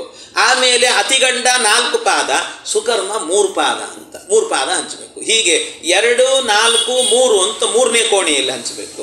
ಆಮೇಲೆ 4ನೇ ಕೋಣೆಯಲ್ಲಾಗಬೇಕಾದ್ರೆ ಅಲ್ಲಿ ಸುಕರ್ಮ ಅನ್ನೋದು 1 ಪಾದ ಉಳಿದಿತ್ತು, ಅದನ್ನು ಅಲ್ಲಿ ಹಂಚಬೇಕು. 1, ಧೃತಿ 4, ಶೂಲ 4 ಅಂತ. ಆಮೇಲೆ 5ನೇ ಕೋಣದಲ್ಲಿ ಆಗಬೇಕಾದ್ರೆ 4, 4, 1 ಅಂದರೆ ಗಂಡ, ವೃದ್ಧಿ, ಧ್ರುವ 4, 4, 1 ಅಂತ ಇವುಗಳನ್ನು ಹಂಚೋದು. ಆಮೇಲೆ 6ನೇ ಕೋಣೆಯಲ್ಲಾಗಬೇಕಾದ್ರೆ ಧ್ರುವ 3, ವ್ಯಾಘಾತ 4, ಹರ್ಷಣ 2 ಅಂತ ಇದು 9 ಆಗುತ್ತೆ ಮತ್ತೆ. ಆಮೇಲೆ 7ನೇ ಕೋಣೆಯಲ್ಲಿ ಹರ್ಷಣ 2, ವಜ್ರ 4, ಸಿದ್ಧಿ 3 ಅಂತ. 8ನೇ ಕೋಣೆಯಲ್ಲಿ ಸಿದ್ಧಿ 1, ವ್ಯತಿಪಾತ 4, ವರಿಯ 4. 9ನೇ ಕೋಣೆಯಲ್ಲಿ ಪರಿಘ 4, ಶಿವ 4, ಸಿದ್ಧ 4. ಆಮೇಲೆ ಸಿದ್ಧ 1. ಆಮೇಲೆ 10ನೇ ಕೋಣೆಯಲ್ಲಿ ಸಿದ್ಧ 3, ಸಾಧ್ಯ 4, ಶುಭ 2 ಅಂತ. ಆಮೇಲೆ 11ನೇ ಕೋಣೆಯಲ್ಲಿ ಶುಭ 2, ಶುಕ್ಲ 4, ಬ್ರಾಹ್ಮ 3. 12ನೇ ಕೋಣೆಯಲ್ಲಿ ಬ್ರಾಹ್ಮ 1, ಐಂದ್ರ 4, ವೈದೃತಿ 4 ಅಂತ. ಇಷ್ಟು ಹಂಚಿದರೆ 12 ಕೋಣೆ ಆಯ್ತಿದೆ. 12 ಕೋಣೆಗೂ ಕೂಡ 9ರಂತೆ ಹಂಚುತ್ತಾ ಹೋಗಬೇಕು. ಅದನ್ನು ಆ ಸಂಖ್ಯೆಗಳನ್ನು ಅಲ್ಲಿ ಬರೆದಿರ್ತಾರೆ. ಇದನ್ನು ನೀವೇನಾದರೂ ಕೂಡ ಬರೆಯುವಾಗ ಮೊದಲು ನಮಗೆ ಬರೀ ಯೋಗ ಅಂತ ಕೇಳಿರ್ತೀವಿ ಅಷ್ಟೇ, ಅದು ಯೋಗ. ಆ ಯೋಗಗಳು ಯಾವುದಿರುತ್ತೆ ಅಂತಲೂ ಗೊತ್ತಿರೋದಿಲ್ಲ ನಮಗೆ. ಅದನ್ನು ತಿಳ್ಕೊಂಡು ಅದನ್ನು ನಿತ್ಯದಲ್ಲೂ ಕೂಡ ಅದನ್ನು ಬರಿತಾ ಹೋದರೆ ಅದರಲ್ಲೂ ಅದಕ್ಕೆ ಇಷ್ಟಿಷ್ಟು ಪಾದಗಳಿದ್ದಾವೆ, ಹೀಗೀಗೆ ಹಂಚಬೇಕು ಅಂತ ಅಂದರೆ ನಮ್ಮ ಮನಸ್ಸನ್ನೆಲ್ಲ ಅಲ್ಲೇ ಇಟ್ಟು ಅದನ್ನು ಮಾಡಿದ್ವಿ ಅಂದರೆ ಯೋಗಾತ್ ರೋಗ ನಿವಾರಣಂ ಅಂತ ಎಲ್ಲ ರೋಗಗಳು ಪರಿಹಾರ ಆಗಿ ಹೋಗುತ್ತೆ. ಇದರಿಂದ ಈ ಚಕ್ರಾಬ್ಜ ಮಂಡಲದ ಚಿಂತನೆಯಿಂದಲೇ ಸಕಲ ರೋಗಗಳು ಕೂಡ ಪರಿಹಾರ ಆಗತ್ತೆ ಅಂತ ದಾಸರು ಹೇಳ್ತಾರೆ. ಆ ರೀತಿ ಅದನ್ನು ಚಿಂತನೆ ಮಾಡಬೇಕು ಅಂತ ಹೇಳಿದ್ದಾರೆ. ಎಷ್ಟು ವಿಸ್ತಾರವಾದಂಥ ಚಿಂತನೆ ಎನ್ನುವಂಥದ್ದನ್ನು ಕೊಟ್ಟಿದ್ದಾರೆ ಇದರಲ್ಲಿ. ಈ ರೀತಿ ಈ ಚಿಂತನೆ ಇದು ಒಟ್ಟು 12 ಮನೆಗಳು ಅಂತಾಯಿತು. ಈ 12 ಮನೆಗಳಲ್ಲೂ ಕೂಡ ಇವುಗಳನ್ನು ಹಂಚಿ ಆದ ನಂತರ ಮುಂದೆ ಆಗಬೇಕಾದ್ರೆ ಅಲ್ಲಿ ಇಷ್ಟು ಹೇಳಿದ್ವಿ. ಇದರ ಜೊತೆಗೆ ಇನ್ನೂ ಒಂದಷ್ಟು ಸೇರಿಸ್ಲಿಕ್ಕೂ ಬರ್ತದೆ. ಮತ್ತೆ 12 ಮನೆ ಅಂತಂದರೆ ಇಲ್ಲೂ ನೀವು ಸೇರಿಸ್ಬೋದು, ನಿಮಗೆ ಗೊತ್ತಾಗ್ದೆಲ್ಲ ಸೇರಿಸ್ಬೋದು ಅದ್ರಲ್ಲಿ. ಅಂದರೆ ನೀವು ಕಮಲ ದೊಡ್ಡದು ಮಾಡ್ಕೊಳ್ಬೇಕಾಗ್ತದೆ ಅಷ್ಟೇ. ಕಮಲ ದೊಡ್ಡದು ಮಾಡುತ್ತಾ ಈ ಹಿಂದೆ ಹೇಳಿದಂಥ ಏನು ನಾವು 8 ಅಂತ ಹೇಳಿದ್ವಿ, 8ರಲ್ಲಿ ಎಷ್ಟೆಲ್ಲ ಸೇರಿಸಿದ್ವಿ, ಇನ್ನೂ 8ರಲ್ಲಿ ಇನ್ನೂ ಒಂದು ಸೇರಿಸ್ಲಿಕ್ಕೂ ಬರ್ತದೆ. ಕೃಷ್ಣನ ಅಷ್ಟಮಹಿಷಿಯರು ಅಂತಿದ್ದಾರೆ. ಕೃಷ್ಣನಿಗೆ ಅಷ್ಟಮಹಿಷಿಯರು ಅಂತ ರುಕ್ಮಿಣಿ, ಸತ್ಯಭಾಮೆ, ಜಾಂಬವತಿ, ನೀಲ, ಭದ್ರ, ಮಿತ್ರವಿಂದ, ಕಾಳಿಂದಿ, ಲಕ್ಷಣ ಅಂತ ಈ 8 ಜನರನ್ನು ಕೂಡ ಸೇರಿಸ್ಲಿಕ್ಕೆ ಬರ್ತದೆ. ಅವ್ರನ್ನೂ ಚಿಂತನೆ ಮಾಡಬಹುದು. ಇದು 12 ಅಂತಾದರೆ ಇದನ್ನೇ ವಾಸುದೇವ ದ್ವಾದಶಾಕ್ಷರವನ್ನೇ 2 ಬಾರಿ ಇಟ್ಕೊಂಡ್ಬಿಟ್ರೆ ಅದು 24 ಆಗಿಬಿಡ್ತದೆ. ಅಂದರೆ ಗಾಯತ್ರಿ ಮಂತ್ರ ಬಂದ್ಬಿಡ್ತದೆ. ಕೇಶವಾದಿ ಚತುರ್ವಿಂಶತಿ ಭಗವಂತನ ರೂಪವು ಕೂಡ ಬಂದ್ಬಿಡ್ತದೆ 2 ಸರ್ತಿ ಇಟ್ಕೊಂಡ್ಬಿಟ್ರೆ. ಅಥವಾ ನೀವು 12 ಇಟ್ಕೊಳ್ಬೇಕು ಅಂತಾದರೆ ಅದಕ್ಕೆ ಈ 3 ಹಂಚ್ತಾ ಹೋಗೋಣ. ಅದು ಹೇಗೆ ಅಂತಂದರೆ ಈಗ 12 3 ಒಂದೊಂದು ಕೋಣೆಗೆ 3 ಅಂತ ಹಂಚಿಕೊಂಡು ಹೋದರೆ 3 ಅಂದರೆ 12 ಅಂದರೆ ನಾವೇನು ಮಾಡ್ಬೋದು, 12 ಕೋಣೆಗಳಿದ್ದಾವೆ, 3000 ಅಂತ 3000 ಅಂತ ಒಂದೊಂದು ಕೋಣೆಗೆ ಹಂಚ್ತಾ ಹೋದರೆ 12 ಕೋಣೆಗೆ ಎಷ್ಟು ಸಾವಿರ ಆಗುತ್ತೆ? 36,000. ಹಾಗಾದರೆ ನಮ್ಮ ದೇಹದ ಒಳಗಿರೋ ನಾಡಿಗಳೆಷ್ಟು? 36,000 ನಾಡಿಗಳನ್ನು ಹಂಚಿದೆ. ಅದರಿಂದ ಪ್ರತಿಪಾದ್ಯವಾದಂತಹ ಅದನ್ನು ನಿಯಮನ ಮಾಡತಕ್ಕಂಥ ಭಗವದ್ ರೂಪಗಳನ್ನು ಕೂಡ ಚಿಂತನೆ ಮಾಡಿದಂತೆ ಆಯಿತು. 36,000. ಇನ್ನು ಮನುಷ್ಯನ ಒಟ್ಟು ಜೀವನದ ಆಯುಷ್ಯ ಎಷ್ಟು ಅಂತಂದರೆ 36,000 ದಿನಗಳು. ಅಂದರೆ 36,000 ಹಗಲು, 36,000 ರಾತ್ರಿ, 36,000 ಎಲ್ಲ 36,000. ಹಾಗಾಗಿ ನಾವು ಬದುಕುವ ಒಂದೊಂದು ದಿನಕ್ಕೂ ಕೂಡ ಭಗವಂತ ನಿಯಾಮಕನಾಗಿದ್ದಾನೆ. ಆ ಎಲ್ಲ ರೂಪಗಳನ್ನು ಕೂಡ ಅಲ್ಲಿ ಚಿಂತನೆ ಮಾಡಿದಂತೆ ಆಯಿತು. ಇದನ್ನು 3,000 ಅಂತ ಹಂಚ್ತಾ ಹೋಗೋದು. ಒಂದೊಂದಕ್ಕೂ ಕೂಡ 3,000. ನೀವು ಬರೆಯೋದು 3,000 ಅಂತ ಬರೆದಿರ್ತೀರಷ್ಟೇ. ಆದರೆ ಆ 3,000 ಭಗವದ್ ರೂಪಗಳನ್ನು ನಾನು ಇಟ್ಟುಕೊಂಡಿದ್ದೇನೆ ಅಂತ ಅನುಸಂಧಾನ ಅದರಲ್ಲಿ ಅದನ್ನು ಬರೀಬೇಕು. ಹಾಗೆ ಬರ್ಕೊಂಡು ಮಾಡುವಂಥ ಇದನ್ನು ಕೂಡ ಚಿಂತನೆ ಮಾಡಬಹುದು.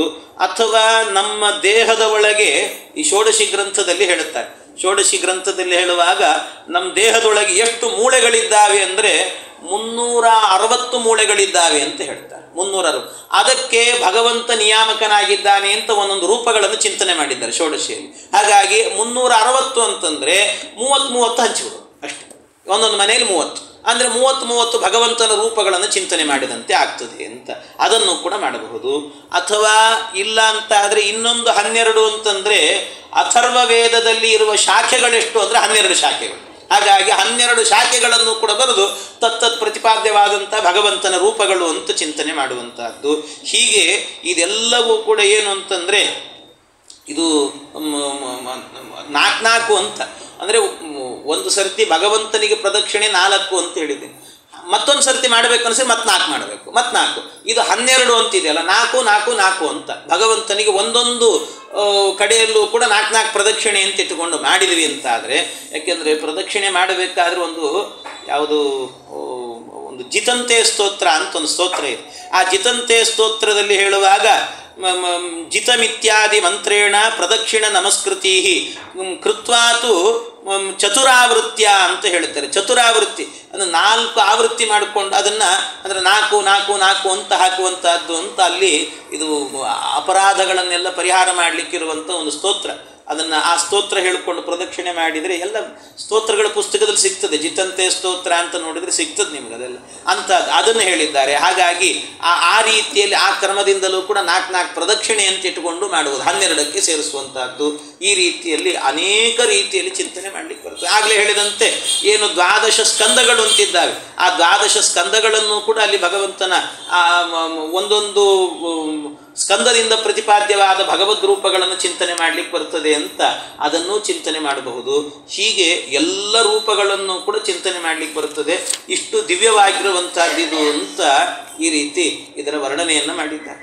ಹೀಗೆ ಹೇಳ್ತಾ ಕೊನೆಯಲ್ಲಿ ದಾಸರು ಹೇಳ್ತಾರೆ, ಇದನ್ನು ಚಿಂತನೆ ರನ್ನಕಾರ ಯೋಗ 9 ಪದದಂತೆ 12 ರಾಶಿಗೆ ವಿಭಾಗ ಮಾಡಿ ಪನ್ನಗಶಾಯಿ ಸಿರಿ ವಿಜಯ ವಿಠಲ ಕಾರುಣ್ಯವನ್ನು ಪಡೆದು ಚಿಂತಿಸು ಹೃದಯದೊಳಗೆ. ನಿಮ್ಮ ಹೃದಯದಲ್ಲಿ ಇದನ್ನು ಆರಾಧನೆ ಮಾಡಿರಿ ಅಂತ ದಾಸರು ಬಹಳ ಸುಂದರವಾಗಿ ಇದನ್ನೆಲ್ಲ ಅವರು ಕಷ್ಟಪಟ್ಟದ್ದಕ್ಕೆ ನಾವು ಒಂದು ಉಪನ್ಯಾಸದ ಕ್ರಮದಲ್ಲಾದರೂ ನೋಡಿದ್ವಲ್ಲ, ಅಷ್ಟು ಸಾಕು, ಅದೇ ಧನ್ಯ ನಮ್ಮ ಜನ್ಮ. ಯಾಕೆ ಇಲ್ದಿದ್ರು ನೋಡಲಿಕ್ಕೆ ಹೋಗಲ್ಲ. ಏನೋ ಬರೆದಿದ್ದಾರೆ, ಸುಮ್ಮನೆ ಇದನ್ನು ಇಟ್ಟುಕೊಂಡ್ರೆ ಚೆನ್ನಾಗಿರ್ತದೆ ಅಂತ ಹೇಳ್ತಾರೆ ಅಂತ ಒಂದು ಕೋಣೆಯಲ್ಲಿ ಎಲ್ಲೋ ಗೋಡೆಗೆ ಹಾಕಿಟ್ಟಿರ್ತಾರೆ ಅಷ್ಟೇ. ಎಷ್ಟು ಅನುಸಂಧಾನ ಇದೆ, ಏನು ಕತೆ. ನಾವು ನೋಡಿದ್ರಲ್ಲೇ ನೋಡಿ, ಹಿಂದೆ ನಾವು ನೋಡಿದ್ವಿ, ಹಿಂದೆ ನೋಡಿದ್ರಲ್ಲೂ ಕೂಡ ಏನು ಮಾಡಿದ್ವಿ ಅಂತಂದರೆ, ನಾವು ಹಿಂದೆ 8 ದಳದ ಕಮಲದಲ್ಲೂ ಕೂಡ ನೋಡಬೇಕಾದ್ರೆ ಆ 8 ದಳದ ಕಮಲದಲ್ಲಿ ನಾವು ಒಂದೊಂದು ಕಡೆ ಒಂದೊಂದನ್ನು ಹಂಚ್ತಾವೆ. ಸತ್ವ, ರಜಸ್ಸು, ತಮಸ್ಸು ಅಂತ ಹಂಚಿದ್ವಿ. ಅಹಂಕಾರ ತತ್ವವನ್ನು ಹಂಚಿದ್ವಿ. ಆಮೇಲೆ ಪಂಚ ತನ್ಮಾತ್ರೆಗಳು, ಪಂಚಭೂತಗಳು, ಪಂಚ ಜ್ಞಾನೇಂದ್ರಿಯ, ಪಂಚ ಕರ್ಮೇಂದ್ರಿಯ ಎಲ್ಲ ಅಂದರೆ ಅದನ್ನು ಹಂಚುವಾಗ ತತ್ತದ ಅಭಿಮಾನಿ ದೇವತೆಗಳನ್ನು ಕೂಡ ಹಂಚಿದ್ವಿ. ಅಂದರೆ ತತ್ತದ ಅಭಿಮಾನಿ ದೇವತೆಗಳು ಇವೆಲ್ಲ ಹಂಚಿದ್ದೀವಿ. ಅಂದರೆ ಅವ್ಯಕ್ತ ತತ್ವ ಮತ್ತು ಮಹತ್ತತ್ವ, ಅಹಂಕಾರ ತತ್ವ, ಪಂಚಭೂತಗಳು, ಪಂಚ ಜ್ಞಾನೇಂದ್ರಿಯಗಳು, ಪಂಚ ತನ್ಮಾತ್ರೆಗಳು, ಹೀಗೆ ಎಲ್ಲವನ್ನು ಪಂಚ ಜ್ಞಾನೇಂದ್ರಿಯ ಎಲ್ಲವನ್ನು ಇಟ್ಟುಕೊಂಡ್ವಿ. ಅಂದರೆ 24 ತತ್ವವೂ ಕೂಡ ಬಂತು. ಅಂದರೆ ಸಮಗ್ರ ಬ್ರಹ್ಮಾಂಡವನ್ನು ನಾವು ಅಲ್ಲಿ ಚಿಂತನೆ ಮಾಡಿದ್ವಿ ಅಂತ ಅರ್ಥ. ಯಾಕೆ ಆ 24 ತತ್ವದಿಂದಲೇ ಬ್ರಹ್ಮಾಂಡ ನಿರ್ಮಾಣವಾಗಿತ್ತು. ಹಾಗಾಗಿ 24 ತತ್ವಗಳು ಕೂಡ ಅಲ್ಲಿ ಬಂತು. ಆದ್ದರಿಂದಾಗಿ ಮತ್ತಷ್ಟೇ ಅಲ್ಲ, 24 ತತ್ವಗಳು ಬಂದಿದ್ದಾವೆ, ಭಗವಂತನ 24 ರೂಪಗಳು ಬಂದಿದ್ದಾವೆ. ಹಾಗಾಗಿ ಬ್ರಹ್ಮಾಂಡವನ್ನು ನಿಯಮನ ಮಾಡತಕ್ಕಂಥ ಪರಮಾತ್ಮನ ರೂಪಗಳನ್ನು ಚಿಂತನೆ ಮಾಡಿದಂತೆ ಆಯಿತು. ಎಷ್ಟು ವಿಸ್ತಾರವಾದ ಚಿಂತನೆ ಇದು. ಅಂದರೆ ಇಷ್ಟು ವಿಸ್ತಾರವಾಗಿ ಪ್ರಪಂಚವನ್ನು ಸೃಷ್ಟಿ ಮಾಡಿದ ಭಗವಂತ ನನ್ನನ್ನು ರಕ್ಷಣೆ ಮಾಡುತ್ತಿದ್ದೆ ಅಂದರೆ ಎಷ್ಟು ತಲೆಬಿಸಿ ಇರ್ತದೆ ನಿನಗೆ. ಆದರೆ ನಾನೂ ಒಬ್ಬ ಇದ್ದೇನೆ ಅಂತ ತಿಳಿದು ನನ್ನೂ ರಕ್ಷಣೆ ಮಾಡುತ್ತೇನೆ. ಎಂಥ ಕಾರಣ ದೇವರದ್ದು. ನಾವು ಅಂದ್ಕೊಂಡಿರ್ತೀವಿ ಅಷ್ಟೇ, ನಾವೇ ನಮ್ಮ ಮನೆಯಲ್ಲಿ 4 ಜನರನ್ನು ನೋಡ್ಕೊಳ್ತಿದ್ದೀವಿ ಅಂದರೆ, ದುಡ್ಡು ತಂದು ಹಾಕ್ತಿದ್ದೀವಿ ಅಂದರೆ, ನಾನಿಲ್ಲ ಅಂದರೆ ಇವ್ರ ಗತಿ ಏನು ಅಂತ ತಿಳ್ಕೊಂಡಿರ್ತೀವಿ. ನಾನಿಲ್ಲ ಅಂದರೆ ಇವ್ರು ಏನು ಮಾಡ್ತಾರೆ, ನಾನಿಲ್ಲ ಅಲ್ಲ, ಯಾರಿಲ್ಲ ಅಂದರೂ ಕಾಲಕ್ಕೆ ನಡಿಬೇಕಾದ ನಡೀತಾನೆ ಇರ್ತದೆ ಅಷ್ಟೇ. ದೇವರು ನಡೆಸ್ತಾ ಇರ್ತಾನೆ ಪರಮಾತ್ಮ. ನಾವೇನೂ ಮಾಡುವಂಥದ್ದಿಲ್ಲ, ನಮ್ಮದೇನೂ ಇಲ್ಲ. ಭಗವಂತ ಒಂದೊಂದು ಸಂದರ್ಭಕ್ಕೆ ನೋಡ್ರಿ, ಮನೆಯಲ್ಲಿ ನಾವು ಮಕ್ಕಳನ್ನು ಪಡೆದ ನಂತರ ಹೊತ್ತಿಗೆ ತಿನ್ನಿಸ್ಲಿಲ್ಲ ಅಂದರೆ, ಅಯ್ಯೋ ತಿನ್ನಿಸ್ಲಿಲ್ಲ ಅಂದರೆ ಮಗು ಏನಾಗ್ತದೋ ಏನೋ ಅಂತ ನಾವು ಯೋಚನೆ ಮಾಡ್ತೀವಿ. ಹೊತ್ತಿಗೆ ತಿನ್ನಿಸ್ತೀವಿ, ಮಾಡ್ತೀವಿ. ಅದು ತಿನ್ನಿಸ್ತಿದ್ದೀವಿ, ಕೊಡ್ತಿದ್ದೀವಿ ಅಂದರೆ, ಮನೆಯಲ್ಲಿ 4 ಜನ ನೋಡ್ಕೊಡ್ತಿದ್ದೀರಿ ಅಂದರೆ ಭಗವಂತ ನಿಮ್ಮನ್ನು ಅಲ್ಲಿ ಅಪಾಯಿಂಟ್ ಮಾಡಿದ್ದಾನೆ ಅಂತ ಅಷ್ಟೇ ತಿಳ್ಕೋಬೇಕು. ನೀವಿಲ್ಲ ಅಂದರೆ ಮನೆ ನಿಂತು ಹೋಗಿಬಿಡ್ತದೆ ಅಂತ ತಿಳ್ಕೊಂಬಿಟ್ರೆ ಕಷ್ಟ. ನೀವು ಎಲ್ಲೋ ಒಂದು ಬ್ಯಾಂಕಲ್ಲಿ ಕೆಲಸ ಮಾಡ್ತಿದ್ದೀರಿ, ಏನೋ ಕ್ಲರಿಕಲ್ ಪೋಸ್ಟು ಇನ್ನೊಂದು ಮತ್ತೊಂದು ಇದೆ ಅಂತೂ ಇದ್ದಾಗ, ನಾನಿಲ್ಲ ಅಂದರೆ ಬ್ಯಾಂಕ್ ಹೇಗೆ ನಡೀತದೆ ಅಂತ ಅಂದ್ಕೊಂಡ್ರೆ, ನೀನಿಲ್ಲ ಅಂದರೆ ನಾಳೆ ಇನ್ನೊಬ್ಬನು ಬರ್ತಾನೆ ಅಷ್ಟೇ. ನಡೀತಾನೆ ಇರ್ತದೆ, ಅದು ಭಗವಂತ ನಡೆಸ್ತಿರ್ತಾನೆ ಕಾಲಕ್ಕೆ. ನಾವೇನು ಮಾಡುವಂಥದ್ದಲ್ಲ. ಹಾಗೆ ಭಗವಂತ ಎಲ್ಲವನ್ನೂ ನಿಯಮನ ಮಾಡ್ತಾ ಹೇಳ್ತಾರಲ್ಲ ಕನಕದಾಸರು ಹೇಳಬೇಕಾದ್ರೆ, ಅಡವಿಯೊಳಗಾಡುವ ಮೃಗ ಪಕ್ಷಿಗಳಿಗೆಲ್ಲ ಅಲ್ಲಲ್ಲಿ ಆಹಾರ ಇತವರು ಯಾರೋ, ಹಡೆದ ಜನನಿಯ ತೆರದಿ ಸ್ವಾಮಿ ಹೊಣೆಗೀಡಾಗಿ ಬಿಡದೆ ರಕ್ಷಿಸುವನು, ಇದಕ್ಕೆ ಸಂಶಯವಿಲ್ಲ. ಅಲ್ಲಲ್ಲೇ ಭಗವಂತ ರಕ್ಷಣೆ ಮಾಡ್ತಿರ್ತಾನೆ. ಅಡವಿಯಲ್ಲಿರುವಂಥ ಅಲ್ಲಲ್ಲೇ ಒಂದು ಕಲ್ಲಿನ ಕೆಳಗೊಂದು ಹುಳ ಇರ್ತದಂತೆ, ಅದಕ್ಕೆ ಯಾರು ಆಹಾರ ತಂದು ಕೊಡ್ಬೇಕು ಹೇಳಿ? ತಾನೇ ಅಲ್ಲೇ ಒಂದು ಸೃಷ್ಟಿ ಮಾಡ್ತಾನೆ ಪರಮಾತ್ಮ. ಇದಕ್ಕೆ ನಿನಗೆ ಬೇಕಾದ ಆಹಾರ ನಾನು ಕೊಡ್ತೀನಿ ಅಂತ ಸೃಷ್ಟಿ ಮಾಡಿರ್ತಾನಂತೆ. ಹಾಗೆ ಭಗವಂತ ಎಲ್ಲ ಕಡೆಯಲ್ಲೂ ಕೂಡ ರಕ್ಷಣೆ ಮಾಡಲಿಕ್ಕೆ ಅಂತ ಅವನೇ ಇರ್ತಾನೆ ಪರಮಾತ್ಮ.